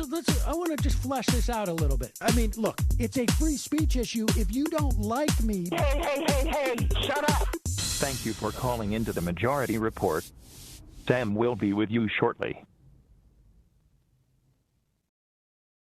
we got to get that La Poupée back into the. All right. We played it on Thursday. I know. I want Friday, to right? Friday, excuse me. Friday, yeah. Nomi, how's your microphone? Hey. That's non-existent at all. That is not improvement. Pretty silent, Nomi. Oh, no. Nomi's miming. Platforming me. Oh, well, that's back. It's back, but I don't think your mic's working. I think it might just be a computer mic day. Oh my God, this is so weird. Okay, let's try this. Is this better? I mean, it changed, but we're here in the whole room. But it's all right. We'll deal with it. We will deal with it. Let's play this clip. This is weak tea. Like, I think the Republicans are on back foot here in terms of the reconciliation, because we're seeing polling now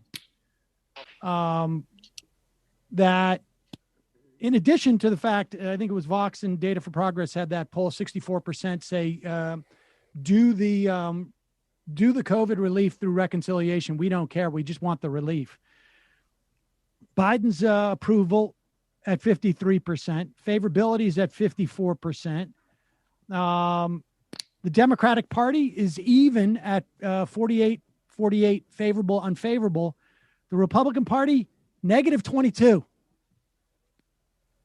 Trust Biden and Democrats on combating the coronavirus pandemic. Democrats are up by 27 points. Improving healthcare, Dems up by 20 points. Healing divisions in the country, Dems up by 22 points. Like, I just don't think, here's John Cornyn trying to, and this is important insofar as, you know, the Democrats are sort of perennially nervous about public opinion and making it seem like they're too unilateral, or they're not negotiating, or that people want to get along. And the question is, do the Republicans have the ability to make this story about that? And I don't think so. Here's John Cornyn on the Senate floor trying to make that argument. I urge our colleagues not to go down this road. After all, you would have thought they learned a lesson now that the shoe is on the other foot when it comes to nominations and the filibuster. In 2013, then Majority Leader Harry Reid went nuclear and eliminated the 60-vote cloture requirement on judicial nominees, something distinct and different from legislative filibuster. But applied to nominees. Leader McConnell told our colleague from Nevada at the time, he said, "You'll regret this, and you may regret this a lot sooner than you think." And as it turned out, he was right. As our colleagues now know very well, the Republican-led Senate confirmed more than 230 judges that were nominated by President Trump, all thanks to Harry Reid's rule change. This action cleared the way to eliminate the 60-vote cloture threshold on Supreme Court nominees, which led to the confirmation of 3 Supreme Court justices during the Trump presidency. Who made that decision? Who made exactly right? This action led to that. Like, you kind of skipped over who made that decision to end the filibuster for Supreme Court nominees. Who was that? The real lesson from that is Harry Reid should have gotten rid of the filibuster when it came to Supreme Court justices too, because Republicans are going to do it no matter what. That is the bottom line. And the fact of the matter is, had Harry Reid not done that, Donald Trump would have filled the D.C. Circuit Court too, and would have packed that one. And so, at the very least, Harry Reid foreclosed a greater disaster than would have taken place. There is no doubt in anybody's mind whatsoever that they would have gotten rid of the filibuster. And is Cornyn going to go talk about reconciliation? Because the Republicans have been passing tax cuts through reconciliation every time they get into office. 3 Supreme Court justices during the Trump presidency. There are inherent and perhaps unintended consequences of changing the rules in a place where your power is never permanently guaranteed. Chipping away at the rights of the minority may help you now, but you're sure to regret that someday, just as Democrats now regret the day Harry Reid cleared an easy path for hundreds of conservative federal judges. Madam President, there are a few ways to stop this madness before Democrats head down this dangerous path. The first is for President Biden to intervene and warn Senate Democrats not to break the rules by ignoring decades of precedent. We're less than 2 weeks in a Biden presidency, which was won on the promise of working together. President Biden consistently pointed to his experience as a United States Senator as evidence of his ability to reach across the aisle. All right, we don't need this is all weak tea. Such a snooze fest. Yeah, the bottom line is this is just not going to cut it. And frankly, I am all in favor of parties and other people regretting it when the party that supports their measures are in the minority and the majority gets to pass legislation.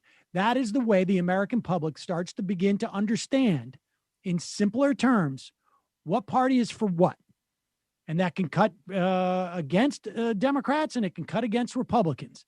It can help Republicans with Republicans. It can help Democrats with Democrats. It also can hurt Democrats with Democrats. Everyone gets to see what the party's real intentions are instead of obscuring it behind some excuse that they need 60 votes as opposed to a majority. And so that's beneficial for everybody. I don't care if you're skeptical of the Republican Party or the Democratic Party. I don't care if you're in favor of the Republican Party or the Democratic Party. Either way, you get a better sense as a citizen as to what these parties are willing and not willing to do, period. So I say scrap it all and let the chips fall. Let democracy work. You get what you vote for. You get what you don't vote against. That's what happens. So that people can understand the dynamic that's going on there. Well, I mean, the fear would be just a little bit more realized if the Republicans hadn't already exploited these rules to their utmost advantage. I mean, if both parties were playing by the same playbook and were playing by the same rules, okay, I can see operating in principle about this and being like, oh, I don't want if the Republicans win this, but that's not the case. What the case has been. The case has been the Democrats play by the rules of senatorial bipartisanship and the Republicans seize power when they can. So you have to respond in kind or you're going to be constantly taken advantage of. I think that's true, but I also think it's just a question of like making the institution more democratic. Well, I mean, the issue is that it's not going to be Democratic with its current makeup because the Democratic 50 represent 41 million more people than the Republican 50. It's antithetical to the makeup of the Senate. That's, why Montana has 2 senators and California has 2 senators. It's never going to be Democratic. It's never going to be as Democratic as we want it, but it can be more Democratic. Unless we do Puerto Rican and DC statehood, which does not seem to be on the immediate horizon based on Joe Manchin and co. Or Puerto Rico, but that's a whole other conversation. Speaking of Joe Manchin, he was just asked, let's put up this tweet. Joe Manchin just asked by Jordan Carney, Senate reporter for The Hill, are you supportive of the $15 minimum wage? No, I am not, Manchin tells him. What is so wrong with this man that he can't just maybe stay silent or say, it's a great idea, let's explore, let's put it through a committee, because surely the voters of West Virginia support the $15 minimum wage. Can you just play a little bit of politics? Yeah, exactly. You got to raise your volume a little bit, maybe, if you can on your end. Or bring the computer maybe a little closer. But yes, it is a failure to play any, it's not coming through the headset. May have to go into your Zoom controls preferences, but yeah, he's not doing any politics here. Although maybe he's basically, he's realizing it's going to go to reconciliation. He's going to have to vote for it. Maybe he needs something else to come around on the $15 minimum wage. Maybe this is his, I'm not going to hold any grievances against Kamala Harris for coming to West Virginia and giving an interview. I'm not one to hold a grudge. But this is the way that he's articulating, I have a grudge. Mm-hmm. Gigajab. Do you think they can increase the checks to $2,000 with budget reconciliation, especially with the West Virginia governor? Also, things in the future like Medicare and Medicaid expansion or climate change can be done through reconciliation. I mean, they could increase it to $2,000, but I don't think they will, because I think it's basically that's the best that they feel like they're going to get amongst their the Democrats who are voting. Nick from Colorado, I know sports are a hot topic right now, but can we start to get back to serious discussion? What makes the best salad? Where do we stand in the punk goth divide? Love you all. Left is best. I have a very strong opinion about salad salad usage and leaves. Jesus Christ. Gotta be a hearty leaf. It's not worth it if it's iceberg. If you're just pouring ranch dressing on iceberg with croutons, eat a burger. It's as nutritious. Who cares? If you're gonna get a salad, do something that's gonna make you healthier. Arugula, kale, spinach, and the like. That's my point. Not a fan of ranch, though. Feeling very disturbed by your choice of dressings. That's not my choice. I am disparaging the usage of, although I do love ranch to dip chicken nuggets into. Okay. As a Buffalonian, I'm going to intervene here. It's always blue cheese. I don't like cheese, Nomi. I don't like cheese, Nomi. That's the issue. What? Can you hear me now? Yes, I can. Crazy. I can. That's always the reaction I get every time. May as well say you don't like chocolate. Let's go to the phones. Calling from a 515 area code. Who's this? Where are you calling from? Hi, guys. This is Hannah-Laura from Southeast Iowa. Hannah-Laura from Southeast Iowa. Welcome to the program. What's on your mind? Thank you. I got a couple of things. The first one, I just wanted to bring attention that Iowa is now facing the school voucher problem.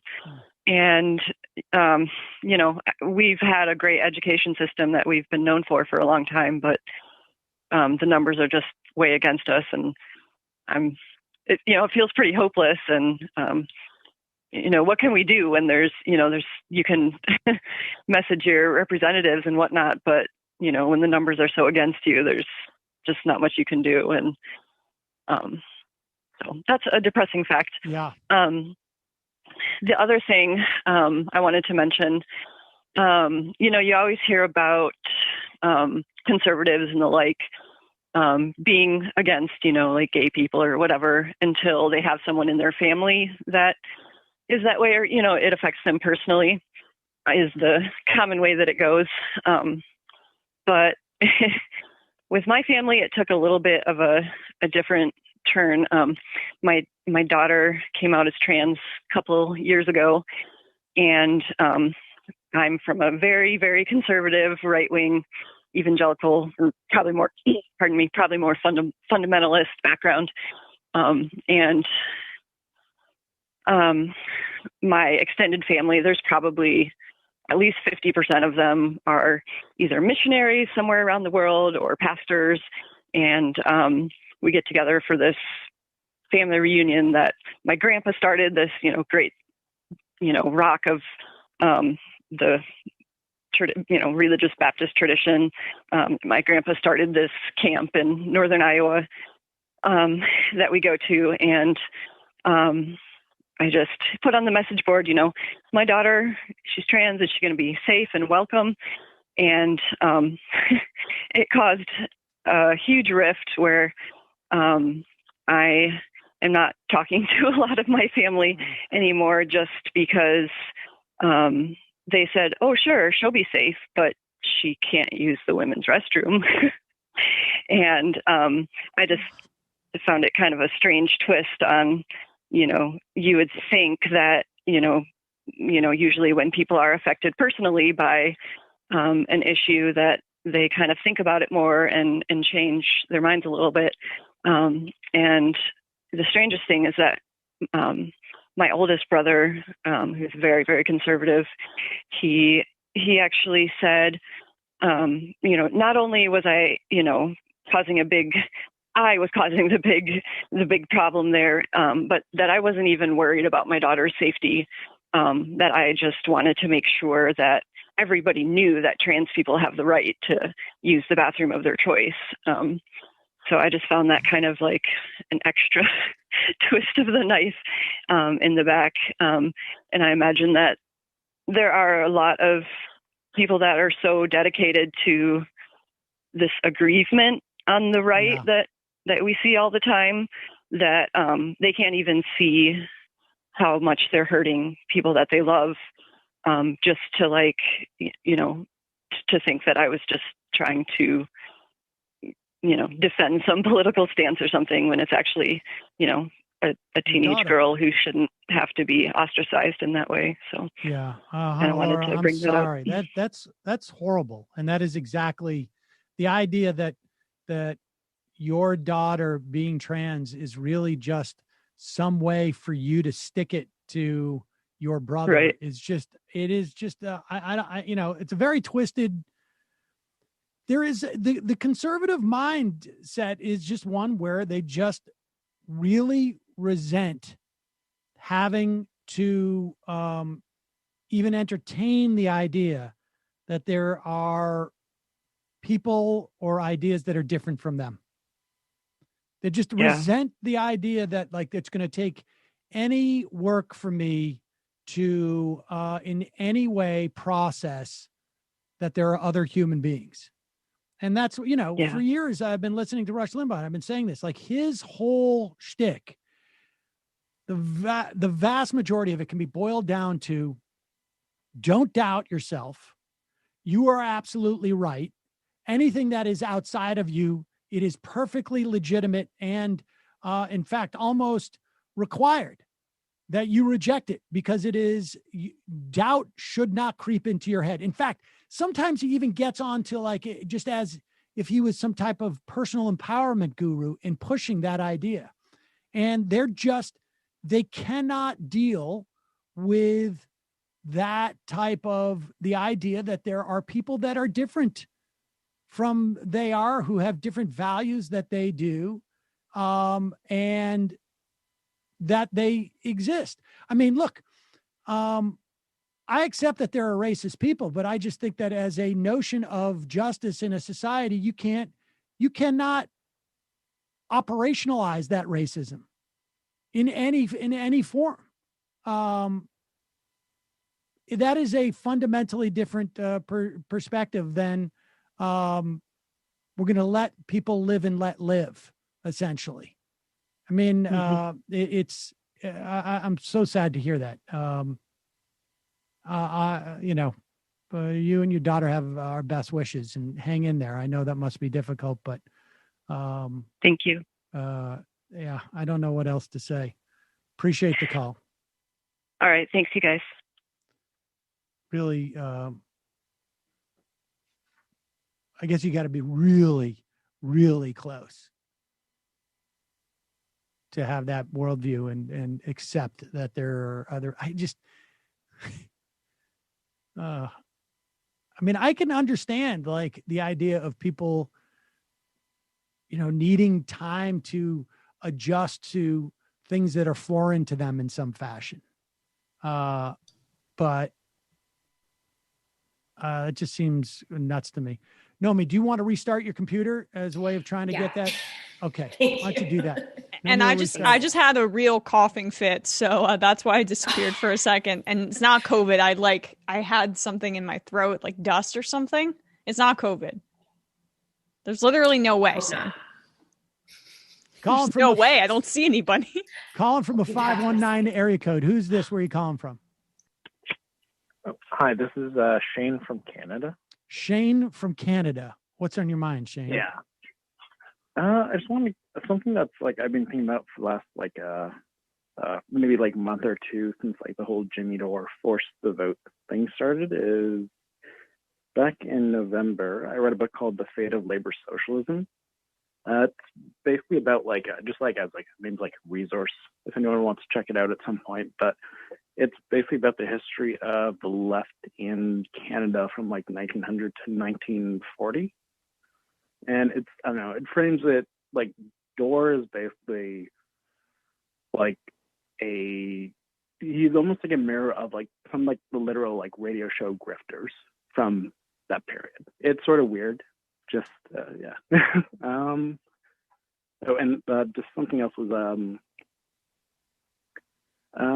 I was one who had mentioned checking out like Michael Osterholm's, like the Osterholm update, COVID-19. We've had Osterholm on, and I think now he's in the Biden administration. We're going to talk to somebody with an update over the next week or two to get a sense of where things are going. Because obviously lots happening with the different, mutations now. And it's really just a race as to how many people can you get inoculated or even semi-inoculated to slow the roll of COVID so it doesn't have the opportunity to mutate. I'm sure there's an algorithm where they could figure out that with every X number of infections, the chances of mutation go up by X percent. And then with every mutation you have, the chances of that, of it becoming more deadly or more communicable go up by Y percent. I mean, I don't know what that is, but I'm sure there is one. And so, but I appreciate the call. Thanks. Have a good day. Trying to get my phone system to update. It's not like updating the caller, so it's sort of hard for me to. Let's take one more call. Get back to some other stuff. Calling from a 512 area code. Who's this? Where are you calling from? Hi, this is David from Austin, Texas. David from Austin, Texas. What's on your mind, David? Hi, Sam. Just wanted to bring to your attention, I think, what could be one of the biggest threats to the left that is kind of just poised at below the water. Go ahead. So there's this YouTube channel called Adventures of Snortlings Hollow, and she makes content. She advertised as content for kids or young adults that is, perpetuates right-wing and conservative values And I really fear that if Dave Rubin is to stumble on this channel, we could have a massive resurgence of the intellectual dark web. I mean, because it's targeted towards children, and he might that might be more his speed. Exactly. You know, it's finally in a format that he really can digest and properly grok. I'm gonna check that out. I mean, I really do think that there is. I have been saying for some time, years now, that I think YouTube is highly problematic in terms of our politics in many respects, and for a wide variety of reasons, not the least of which. Oh my God, this is really, really looks healthy, terrifying. Yeah. Jesus. It imagine sounds like a Harry Potter Muppets, spinoff, but conservative. Oh. Wow. Well, I will check that out. Appreciate the call. Oh, and I'm sorry. Could I just have a shofar for my daughter? She was born in September, the newest Majority Reporter, to add to my family. Oh, all right. Better late than never. Happy birthday, I guess. Or September. happy birth. Happy birth. Well, she's like half year old. Almost 6 months, yeah. 4 months. 4 months. All right. Well, 4, 6. It's a big deal when they're that small. 2 months. Thank you. You're talking about a 4-month-old baby. Congratulations. You're talking about a 6-month-old baby. Like the size differential between 4 months and 6 months is shocking. Really? Yeah. Well, I mean, I feel like they start to get like their face, you know, it's so amorphous at the beginning, and then you start to see their features. I feel like maybe around 6 months. Babies are fine, but I like them when they start to become like kids. Like I like them when they're like, you can actually interact and have them do chores. Well, I don't have kids, so I like them at all ages because I get to just, do the fun stuff, like play with them and at arm's length, that's fine. Be an awesome family member, like one of the coolest ones that's ever lived, that kind of deal. So with Joe Manchin saying publicly that he is not in favor of the $15 minimum wage, but the need for it in the context, perhaps in reconciliation, because it offsets, it brings in tax revenue. This is going to be a big showdown. Here's Newsmax coming out with the right-wing talking points about the $15 minimum wage. So you had also discussed, I know, in this article that you wrote about inequality measures like census reports not showing the full story. Why is that? Well, most of these inequality measures look at your earned income. What did Newsmax pay you this month? And for low-income people, that's not the whole story because they get food stamps, the earned income tax credit, housing subsidies, benefits of this kind. And if you look at that stuff, family of four is up around $50,000 a year. That's why we see people walking around with cell phones who have low-paying jobs. Whereas when I was a kid, people in low-paying jobs had to use the phone at the drugstore, put dimes in, because they couldn't afford a landline. Yeah, so there was a study, though, I think it was back in 2017, that actually looked at this, looked at government subsidies and how it does influence it. That's right. And it was a study done by Senator Phil Gramm, then from Texas, and they added it all up, and it came out to $45,000, $50,000 a year. On that basis, we're not, people come on to air and say, I'm only earning $10 an hour at McDonald's, I'm starving to death, and they're overweight. Well, they're eating something. I don't mean to be callous about this, but I think that what we need to do is have a fair understanding of the facts. Now, we can raise the minimum wage somewhat. 30 states have done it, but hardly all of them have gone to $15 an hour. All right, well, let's just start with the last thing. I mean, he concedes the point that we have 30 states that have raised it $15 an hour. We know that based upon productivity, it would be at $23 an hour. I am all for, once you get to a certain level, of having some states higher than other states.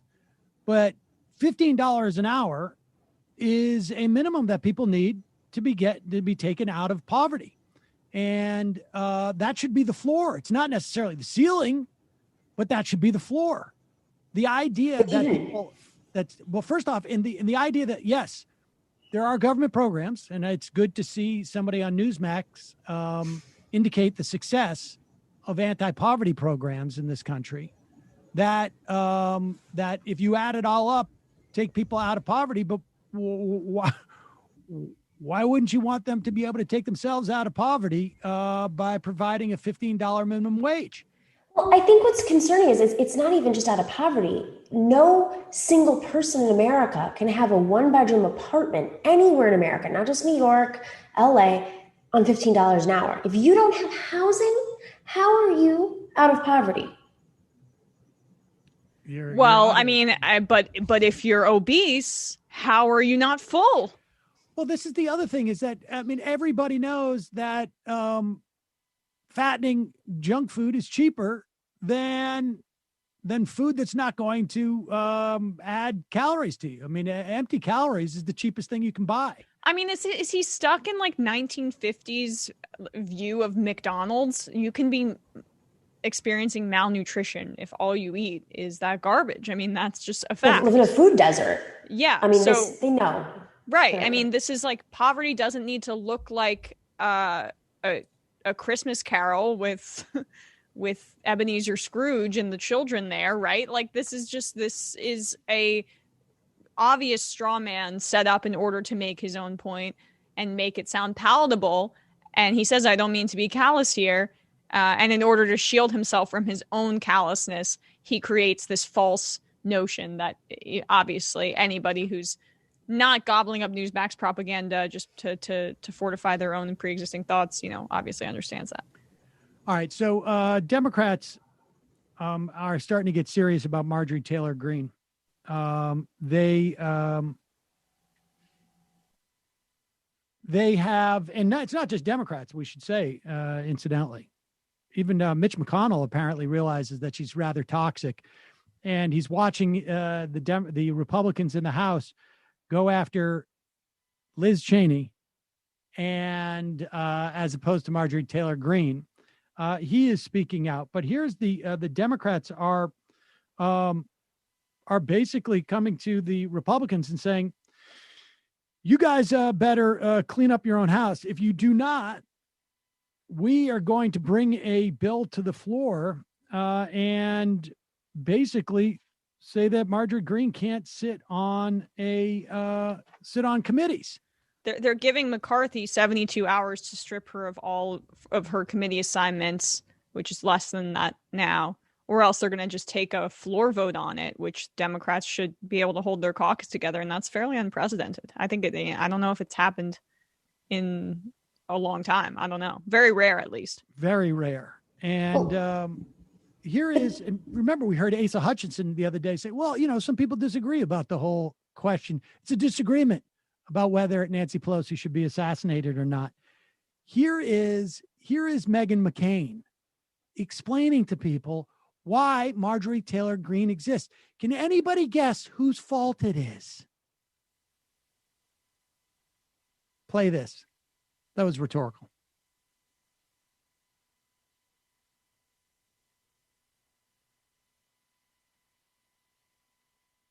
Continues to come out and say that reporter, she went to Cheyenne, Wyoming, where there's this huge, disconnect between the Liz Cheneys of the party and the Matt Gaetz. Matt Gaetz actually went to Wyoming to come out against her and say that she was wrong on impeachment. And I do think the more that the mainstream media continues to come out and say that all Republicans are birthers and crazy people and we believe in space lasers, then the more it makes traditional Republicans, and there's still a lot of them in the country, go back into their corners. And this is becoming very tribal. And I would argue that this is how we got Trump in the first place, is that there's just no nuance in it. I know that I have been talking all weekend with friends of mine some friends who are still Trump supporters but don't like Marjorie Greene, obviously, and think she's crazy. I've yet to find anyone that likes her in my own personal life. And then there are other people who are like, screw the left, screw the media, because as long as we are all this one amorphous, crazy person, then it doesn't really matter. Then what's the point of even trying to have an argument if we're all Marjorie Taylor Greene? And I think that's the danger. I mean, look, you guys know me. I know you. I'm not like Marjorie Taylor Greene. I'm a Republican. I don't believe in birtherism. I don't believe in the Confederate flag, but it doesn't matter because as long as it's only Marjorie Taylor Greene, then people like me don't matter anymore. And it's in fairness, Marjorie Taylor Greene is giving the media and giving the public exactly the wrong thing at the wrong moment and is giving people on a silver platter this insanity. But even for me, I'm sick of trying to defend the fact that this crazy person isn't like the rest of us. She's kind of like Steve King, and she's sort of loud and embarrassing and not effective. I do think she should be removed from any and all appointments she had, especially education. But am I going to live a life where every day our first hot topic now is Marjorie Taylor Greene? Maybe. Well, it's interesting because I think I think she tries to get the Democratic Party to own Bernie Sanders and talks about socialism all the time and talks about Ocasio-Cortez. Like, why does the the Republican Party not own Marjorie Taylor Greene? Well, and it's almost like they don't have any power over her. I mean, what she says about being on committees, you're right. I'm glad she at least admitted that. Now take it all the way. Where's your leadership? Who are these donors that you create donor networks for that help these? I mean, there is a real institutional support mechanism for these cuckoo electeds now. The second they walk into Washington, they go through these programs to learn how to fundraise for the caucus, to go out there and raise money from the crazy people and funnel it into the regular Republican Party. You don't want them? Then kick them out. The Republicans had an opportunity when during the primary to put resources behind Marjorie Taylor Greene's primary challenger in the primary. They didn't. They had the opportunity to not even place her on these committees. They didn't. They have the opportunity to get rid of these committees. If the Republican Party is as reasonable as Meghan McCain says, they have to use their agency and show it. If she is sick of talking about Marjorie Taylor Greene, her supposed wing of the Republican Party, which I would argue is non-existent, it is imaginary in many respects. But if it exists, then they can deal with this. So her complaint should not be that Democrats talk about this lunatic who has been elected to office on the back of calling for the assassination of the Speaker of the House, but rather that she should be talking about McCarthy actually doing something. I mean, you know what else, Sam? It shows McCarthy's weakness. You want to talk about power? If they can't keep their house in order, I mean, literally, they storm the gates per some of these members' direction to murder their own vice president. Yep. So if you can't hold them accountable and you're going to reward them with committee positions, you're showing your weakness. And if they're showing their weakness, that means we as Democrats and progressives should be pushing Democratic leadership to expose that weakness and prey on it. And okay, since we're on the topic, I mean, honestly, are there really, major pillars of the Republican Party who are in any way endorsing or saying that Marjorie Taylor Greene has, the perfect right? I mean, that's basically the question that Meghan McCain is saying. Like, why is the left and the media making such a big deal of Marjorie Taylor Greene? She doesn't know anybody who's supportive of her. Well, none of her friends, none of her rich limousine Republican friends. None of them like Marjorie Taylor Greene. Supposedly. I wonder if she's ever met the biggest voice in conservative and Republican media in the country. His name is Tucker Carlson. This is clip number 12. That, of course, is Congresswoman Marjorie Taylor Greene. You know, Marjorie Taylor Greene, who has been in the news this whole weekend, is a conspiracy theorist. Certainly news outlets have been exposing Representative Greene's history of hate.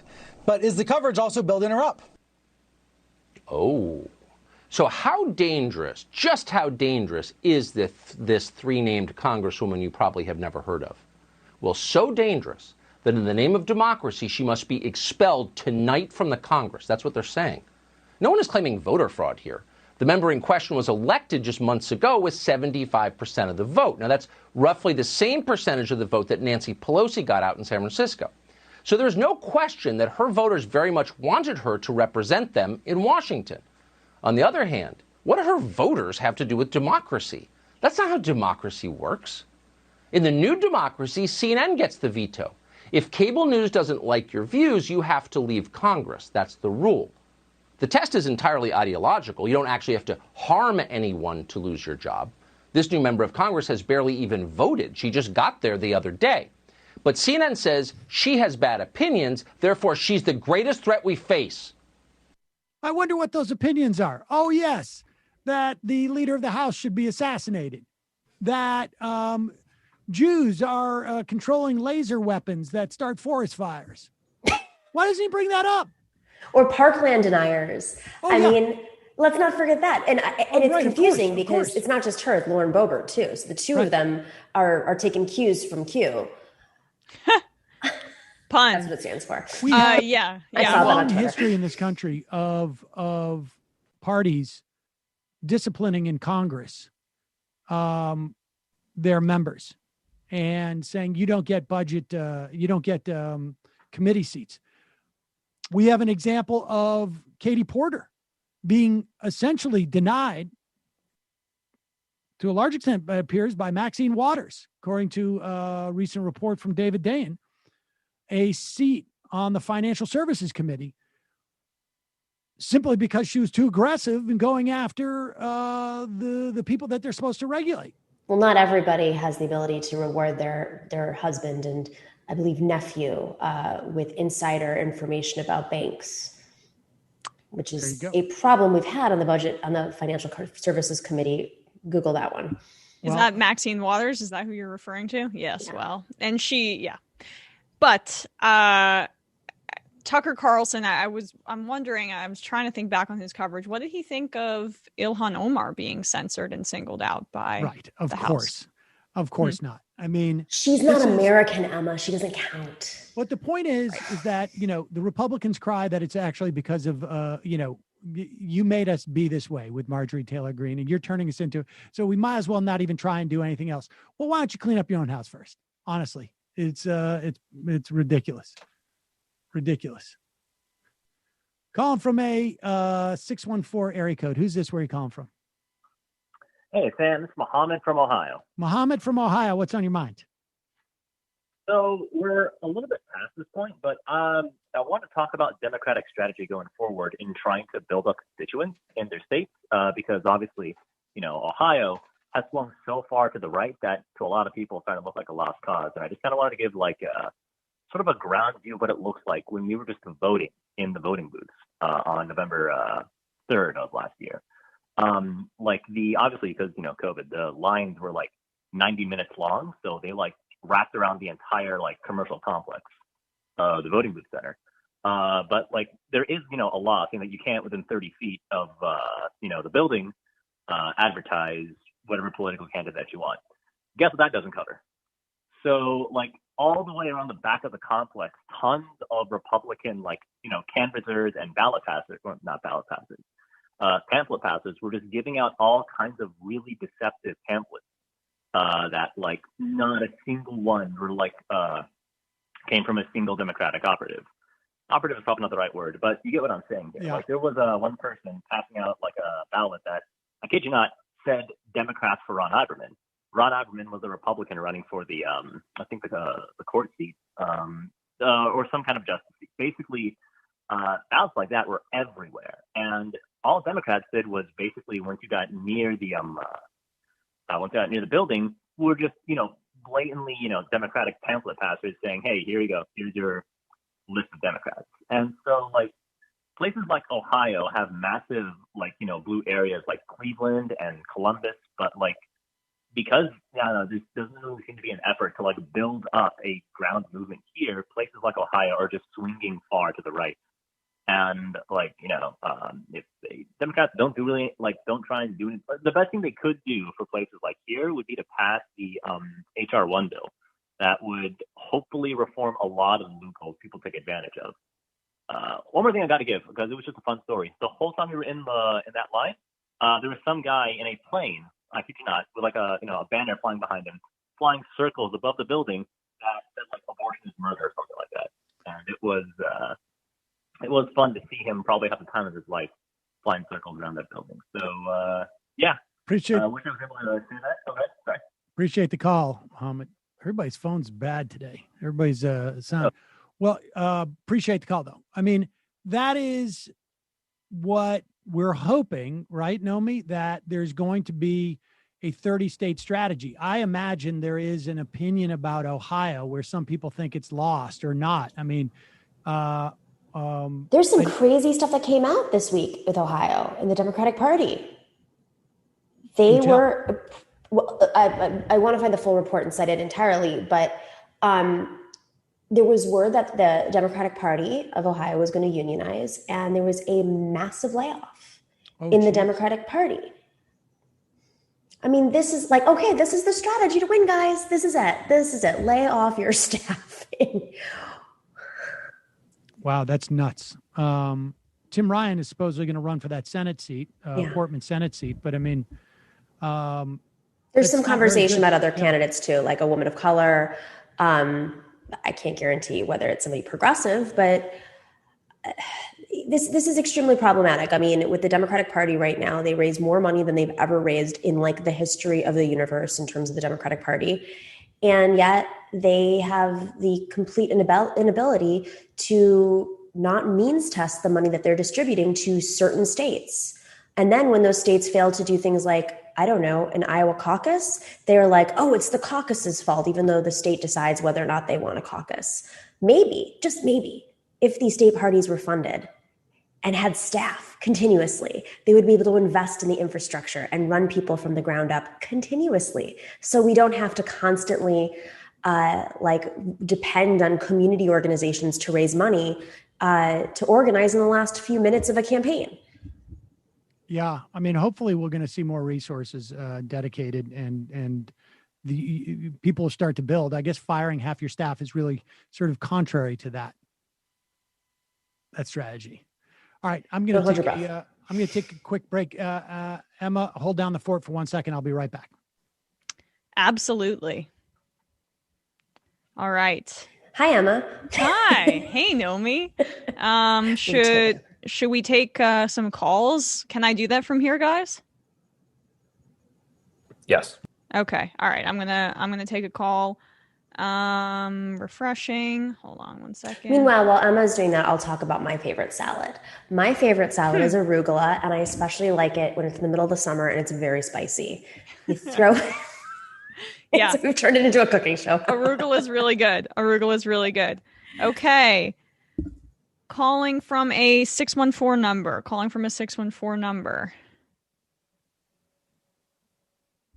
Hello, calling from a 614 number. Who's this and why are you calling? Okay. All right. Moving on.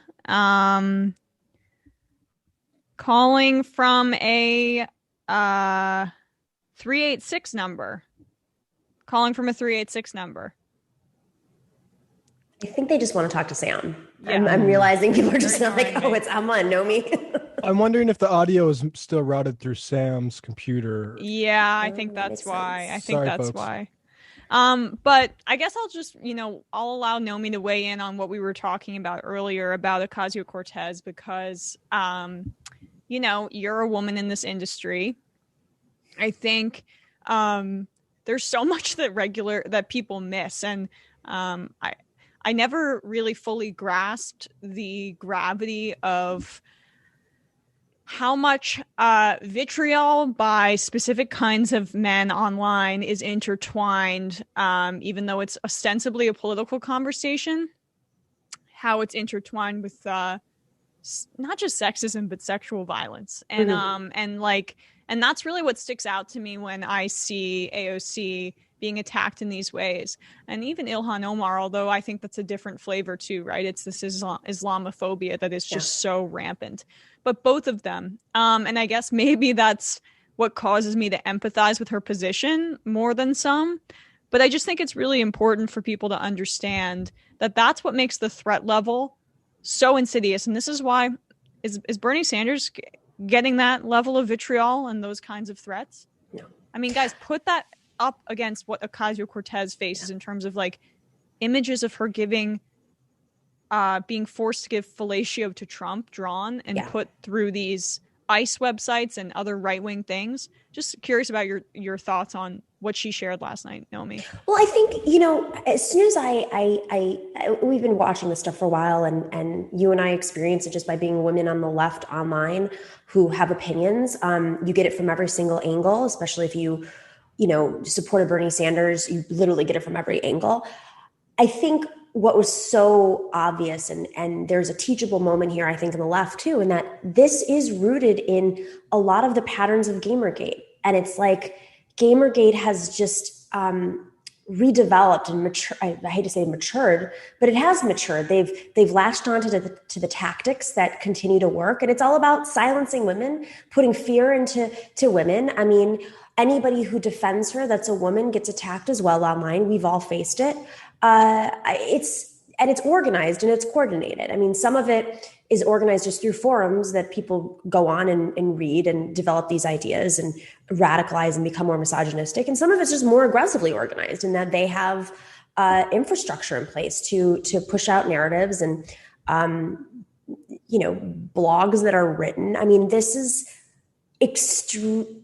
Until you experience it, I don't think, or see it like we are with AOC right now, I don't think it registers for people. And I'm guilty myself. I didn't pay much attention to Gamergate. I knew there was a lot of misogyny attached to it and it was grotesque, but I didn't understand how deep this ran. And there's some really great people out there who do work around this and have been charting it for a long time.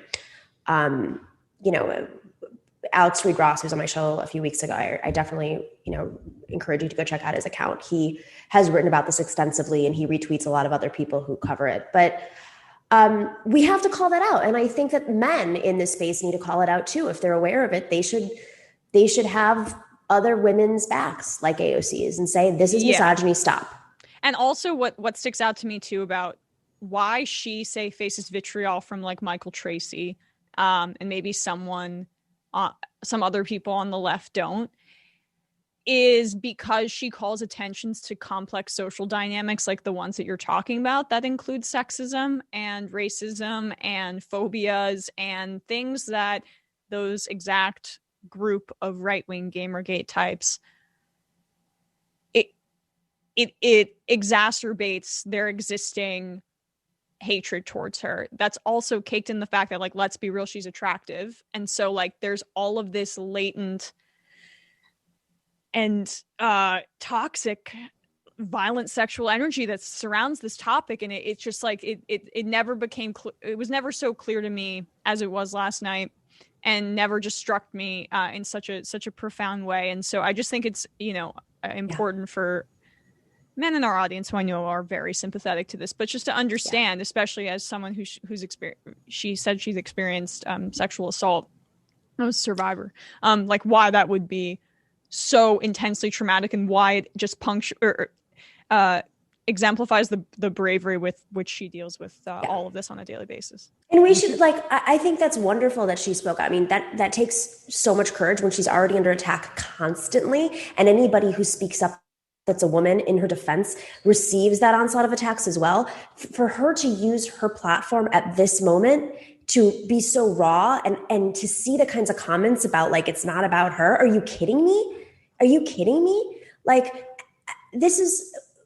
We have to be better than this. And I think the Gamergate community has used class reductionist behavior like Michael Tracy has as a tool, as a weapon against any woman or person of color from saying, no, this is actually just racism. And they can be interconnected. Obviously, people get radicalized when they're uncomfortable. But the root of this is misogyny. This is disgusting misogyny. 100%. And yes, there are these identity things are utilized really cynically by centrist Democrats, but that doesn't mean that things aren't complex and that the root of what is being talked about is real. Right. And Ocasio-Cortez refuses to only engage in class reductionism, and so triggers people who just want her to be the cool girl, right? That's what it comes back to. They want her to be the cool girl who doesn't talk about those kinds of things, who just drinks the beer and eats the pizza and is still very skinny.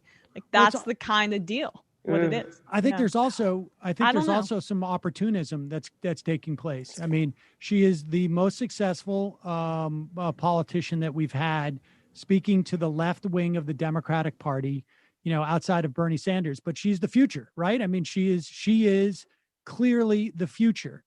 And I think there are opportunists who want to make sure that progressives cannot deliver within the Democratic Party. They want to prove that pursuing that type of route for change is a dead end. And when she is effective, it undercuts their message. I mean, we saw this coming out of the slack on the People's Party movement, whatever that is. We see this. I mean, this is the way for opportunists they weaponize misogyny. Maybe they have some themselves. Maybe they don't. Maybe they exploit it, that it's out there. Their agenda doesn't have to be just a one that is based in misogyny. You can weaponize, and that it's out there, and you can make it about she's centering herself. Look, there's an impeachment of the president that is taking place in 5 days, and it is because of exactly what she's talking about.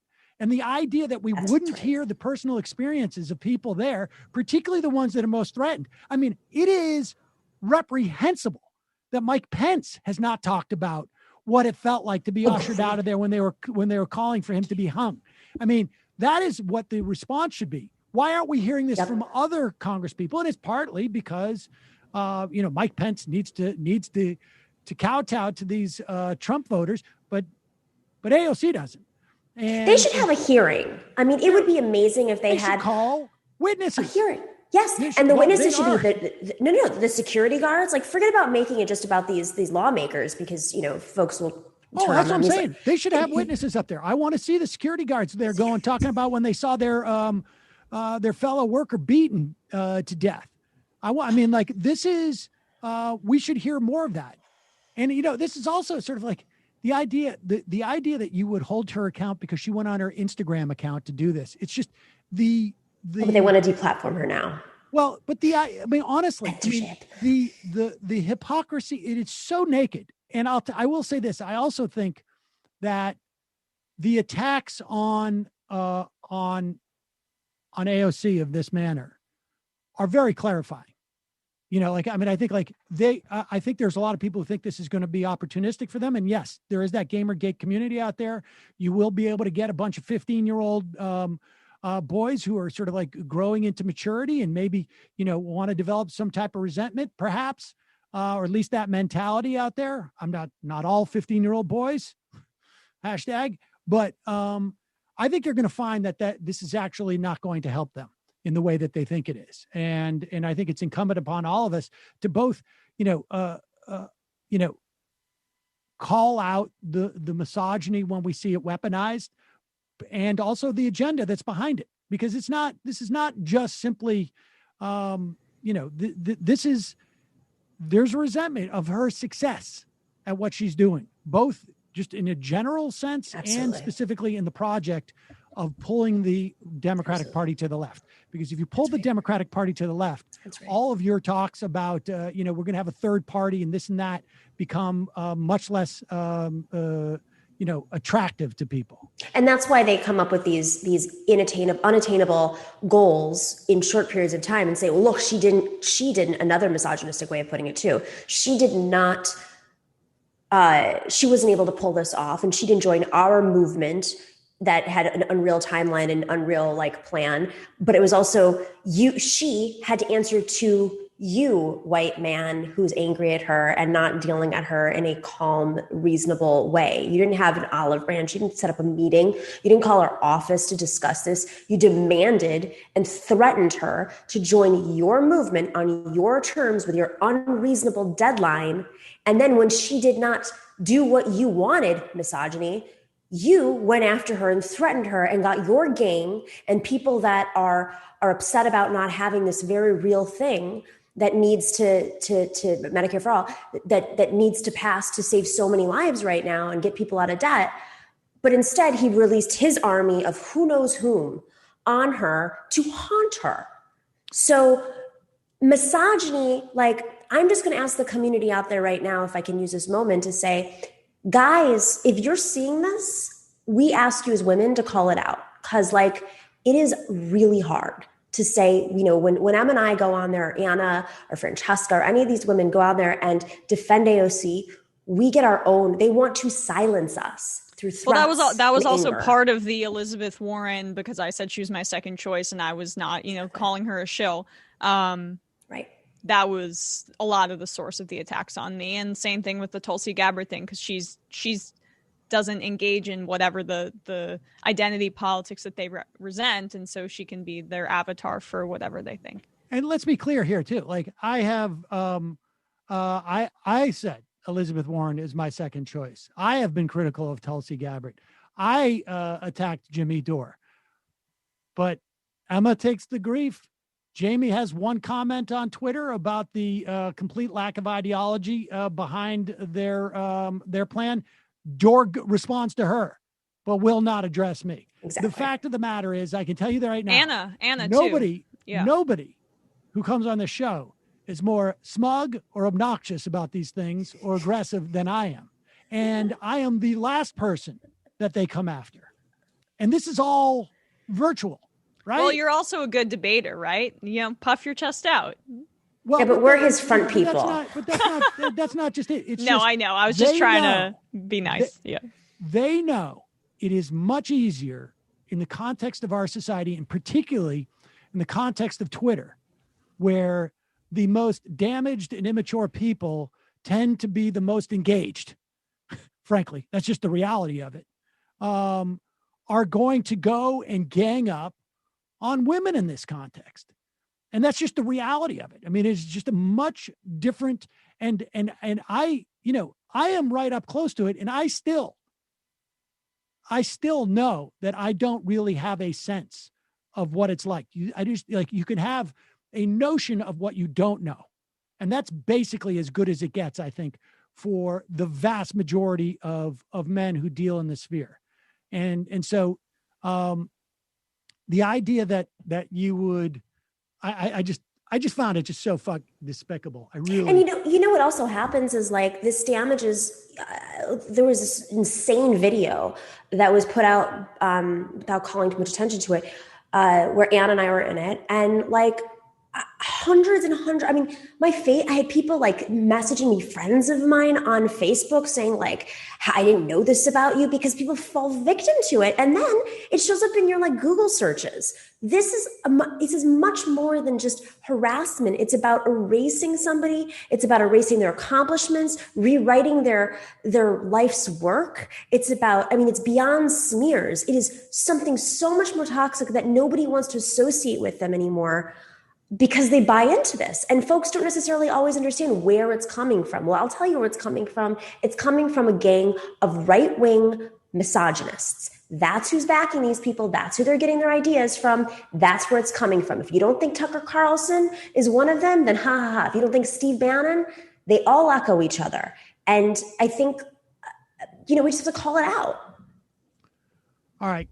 Take one or two more calls. Calling from a 732 area code. Who's this? Where are you calling from? Hello. Is this Mr. Sam Seder? It is. This is not necessarily my favorite 2:30 in the afternoon call. Who's this? Where are you calling from? This is a Mr.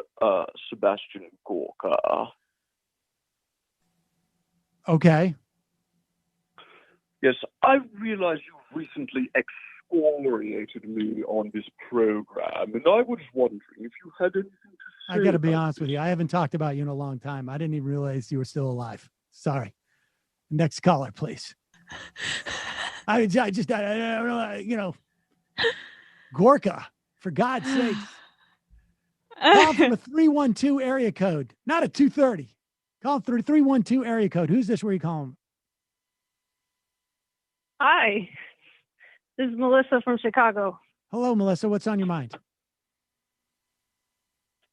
So, first of all, I want to call out the other major Chicago caller. Josh in Chicago. Josh, right. because I believe he is not actually from Chicago, unless he is using a cell phone from a suburb, because well, to be fair, 847 is a suburban area code. To be fair, he's not. Oh, I see what you're saying. You're calling out his number. Yes. I really don't. I don't want to get into that type of parsing, but he identifies as being from Chicago, and I'm going to allow for that. All right. So I called about the soy issue, and I've actually called back like 2 weeks in a row to make sure that Nomi Konst was here when I addressed this. The soy issue. Yes. Oh, the breast cancer soy issue. Oh. Are you there, Melissa? Yes. Okay. Right. So tell us. I had forgotten about the soy issue. The soy issue is what? Well, it's about the phytoestrogens. All right. Well, just lay it out for me quickly. Soy contains phytoestrogens, also, plant estrogens that are called isoflavones, and they're said to be weak estrogens, but it's actually more complicated than that. Isoflavones have both estrogenic and anti-estrogenic effects. And the evidence suggests that because of their complex relationship with different estrogen receptors, soy isoflavones have beneficial anti-estrogenic effects in breast tissue, while also having beneficial estrogen-mimicking effects in bone tissue. So, in other words, you're saying that that soy has gotten a bad rap, that you can eat all you want of it, and it is actually healthy for you. I mean, everything, I mean, I think my mom had cancer, and I think she's supposed to stay away from soy. Like, I don't know if that's necessarily true for women that have had breast cancer. Yeah, that's what I was talking about. Is both my mother and my aunt have had breast cancer, and it's and their type of breast cancer. And I'm not a doctor, so I'd please everyone just be cautious about this kind of thing. Yeah, I just think I think that's based on outdated studies. Well, listen. I mean, my mother actively has breast cancer. She's very much on top of this, so I don't want anybody to think that they have breast cancer. I'm saying that doctors, a lot of doctors are not up on the most updated studies, and so they're giving outdated advice in terms of soy and breast cancer.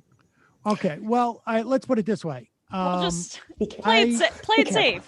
Play it safe. I mean, I think that, do you think there's, I mean, it's quite possible, but I think we're not going to resolve this issue, but your perspective. And I will say that dairy contains actual mammalian estrogen.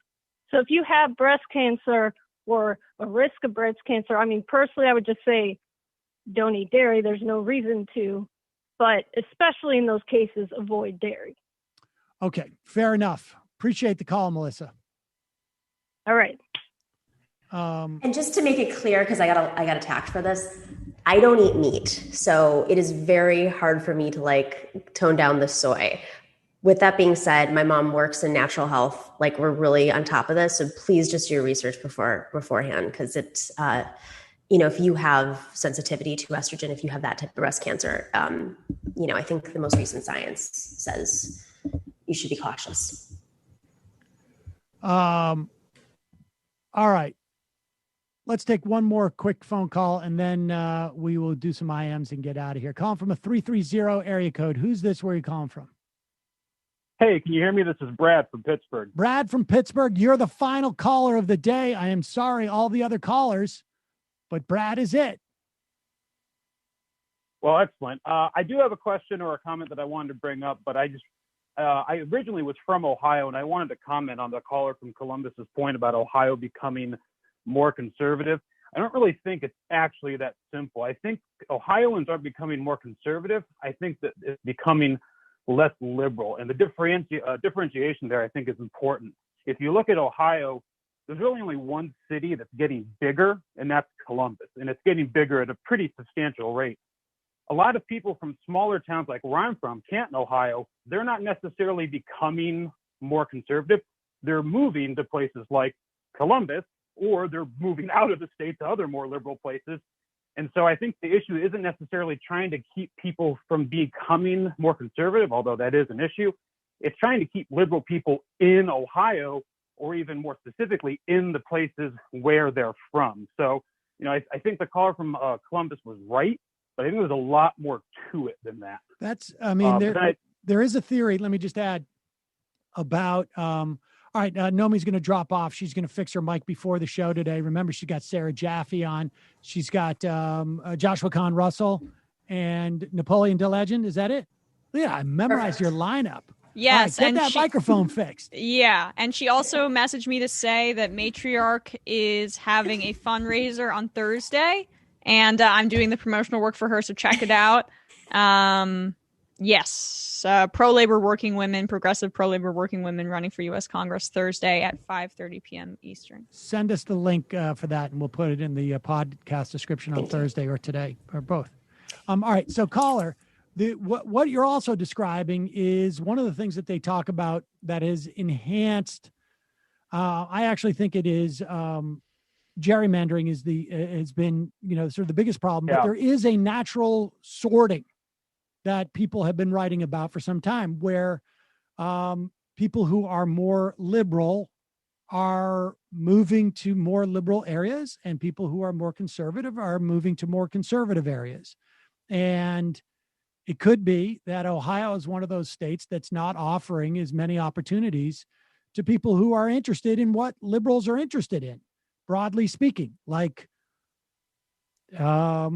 meeting other people who are different from themselves, the things that cities provide. I mean, the rural-urban divide, I think, is huge in this country, and it sounds like that's what you're suggesting is going on in Ohio. To a certain degree, yeah. Like, Canton, Ohio, again, the town that I'm from, Stark County is the classic purple county. We're usually one of the ones that they're always showing up on one of the big boards when they're looking at Ohio. I think up until this election, and I could be wrong on this, Stark County went the way of the presidency every year since, I think, Carter. It's like it flipped back and forth pretty much every time. I mean, Stark County voted for Obama twice and then Trump twice. And I think if you look at it, there's a definite access and opportunity issue that I think is driving liberals and progressive out of certain parts of Ohio, or even the state more broadly. So, I mean, if you just took a person who was in Ohio for this entire period, it's possible that they've been getting more and more conservative, but it's also more likely that the 2 or 3 more liberal people that used to live down the street just aren't there anymore. My generation in particular, I'm living in Pittsburgh right now going to grad school, but a lot of people like that aren't just staying in the state, and then therefore Ohio is losing that what used to be solidly blue in certain parts of the state, really good block, especially a lot of the old school pro-union, slightly more conservative, but still liberal Democrats. There's a lot of factors going on is basically the point that I wanted to respond to. I know it's towards the end of the show. There was one thing I wanted to just bring up that's kind of a contemporary thing as well, if that's okay. Sure, quick. I wanted to see if there's any conversation, or if you heard anything about appointees specifically to the NLRB. I know a lot of hay has been made and a lot of conversation has been had recently about appointees to the courts. But right now, the Biden administration has a really good opportunity for the NLRB. There's still one vacancy. And if you look at the 3 Republicans that are currently on, they're the 3 conservatives, 17, 17, and 18 were their appointment dates. So Biden and the Democrats would have a really strong influence on the NLRB for a couple of years. And I'm wondering, have you heard anything about specific appointees that they've been talking about for the immediacy, or God forbid, long-term planning from the Democrats? It's something that I haven't heard about. The only thing I've heard, is that they removed the general counsel, who, as you probably know, is essentially the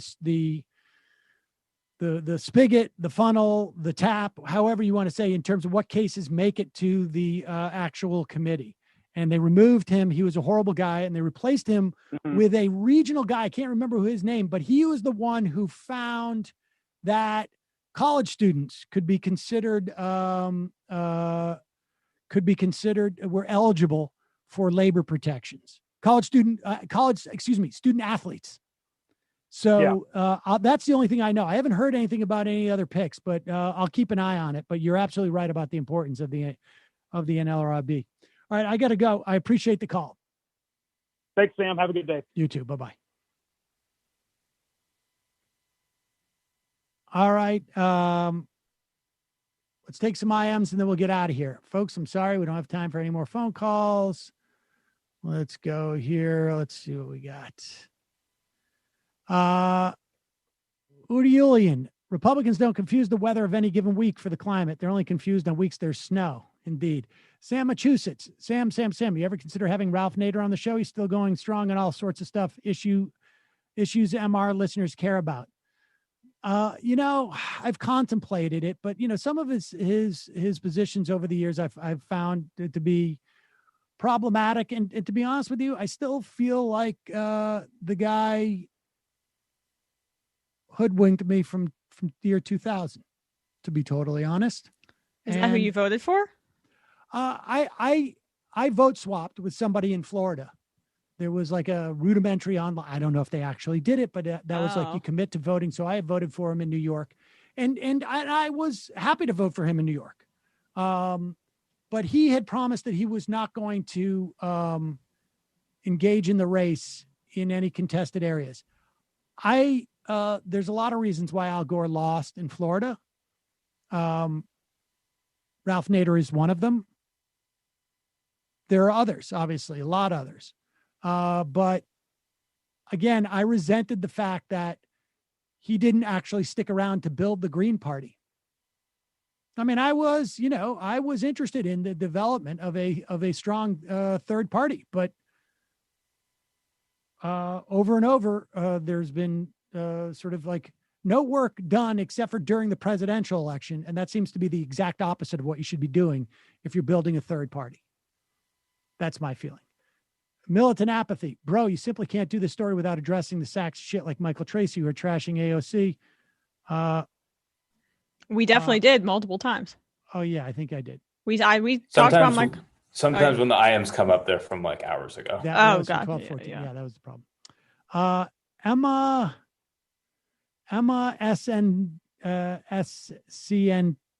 SCNB producer. Those who say the immediate aftermath downplayed the insurrection, saying didn't come close to seizing power and they were unorganized, should hang their heads in shame. History shows that the first uprising is usually unsuccessful. There'll be many outbreaks of violence until they achieve their goal. Yeah, well, there was romanticizing of this on some corners of the left. I found that, very disturbing in my view. Emma, how many syllables in your last name? Sam says Vigeland, but I think you say Vigeland. It is Vigeland, but I mean,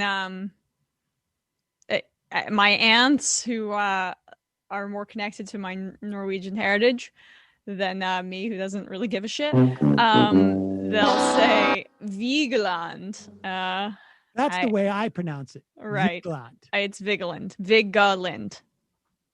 Well, all right. So I was wrong. I couldn't do Emma's whole name. It's okay. I sometimes skip the middle syllable too. People can say Seder. That's fine with me. All else. F. Michael Tracy. That is all. Sam from Ottawa. Will AOC be old enough to run in 4 years? The event could carry her to the White House. She's an amazing person. I don't think she is old enough. Stiff Flower. Sam, when you asked about Matt Taibbi's takes of late, it seems you kind of dodge. I think he has some very interesting opinions on the press, deplatforming, etc. I think you should have him on. And if you would disagree, then debate him. I guess my issues with his takes on like the press and stuff like that is I just don't see it as relevant. I mean, it's not even so much that I disagree. I think it's just like disproportionate. And so, to have an argument about disproportionate, I just not that interested. I'm not sure that we'd come on at this point, but there may be stuff that he writes in the future that I'm more interested in. I just,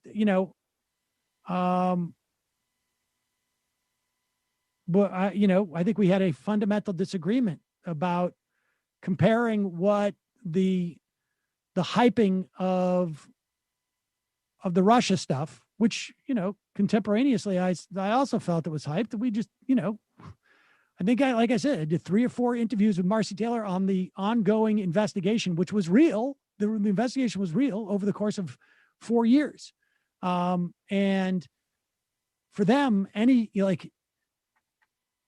there was a tremendous amount of denial about some of that stuff. But I also criticized, the dominance of it in the narrative. But I didn't see it as problematic. We're not at World War II or III with Russia right now, as was supposedly the problem. Glenn Greenwald came on and quoted the atomic clock as to how close we were. I haven't seen him reference it since then, and he attributed it to Russia hyping. I mean, I'm sorry.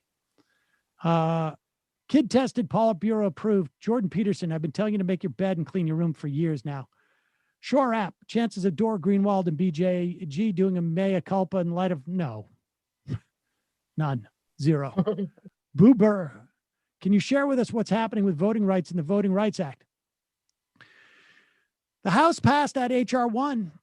The Senate's going to pass their version of it, or I should say are going to look at it. The question is, can they shame Republicans into it, or will they get rid of the filibuster? Will they use that as a way of getting rid of the filibuster? It's a pretense. All right, 3 more. Psychophile. Sam, I don't know if he's already on your radar, but you guys should really pay attention to Val. She's brilliant, an amazing debater. Mark my words. He's going to be a serious force to be reckoned with on the left. Future guest, maybe. I have watched a couple of his streams, and, I find them to be pretty impressive. I think our politics are a little bit different. Ideologically, I think he's, considerably, I think he's to the left of where I am. I think but he seems This is very Vaush? smart. Yeah. Yeah, well, we can't stream to Twitch if we have Vaush on because I think he's been banned from Twitch. Is that right? Yeah, that's what my friend told me. Why? You can't have someone who's banned from Twitch on Twitch. But why did he get banned from Twitch? I don't know. Oh. Well, there you have it. But yeah, it's not inconceivable. Maybe we could just do a YouTube thing or something with him. I mean, I think he's smart, and to the extent that I am aware of his work, which is not hugely, I don't pay too much attention to people unless they're really problematic. That's just my character flaw. But to the extent that I'm aware of his stuff, I think it's pretty smart, and I think the reason why I know that is because I had 2 kids who are like 15, 16 mention him to me, and that's how I checked them out. In fact, that's exactly how I found him. Bob Dork, have you brought up Katie Porter's was left off the fan? Yes, we did. That was from earlier. And the final IM of the day.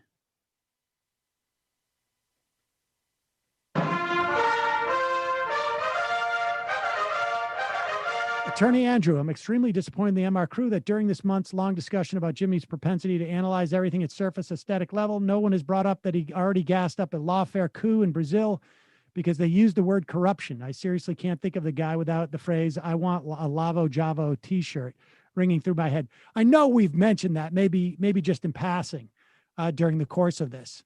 But, I mean, it's more embarrassing for Glenn Greenwald, isn't it? You would imagine? Yeah. I mean, yeah, but yeah, I know we've mentioned it, and certainly in passing, and that was obviously something that was really important to Michael. And that was, I think, when he realized, like, this guy's irredeemable. He doesn't give a shit about anything. All right, folks. Emma, Brendan, Matt, Nomi, and Abstentia, good job today, guys. See you tomorrow. It might take all the strength I got to get to where I want.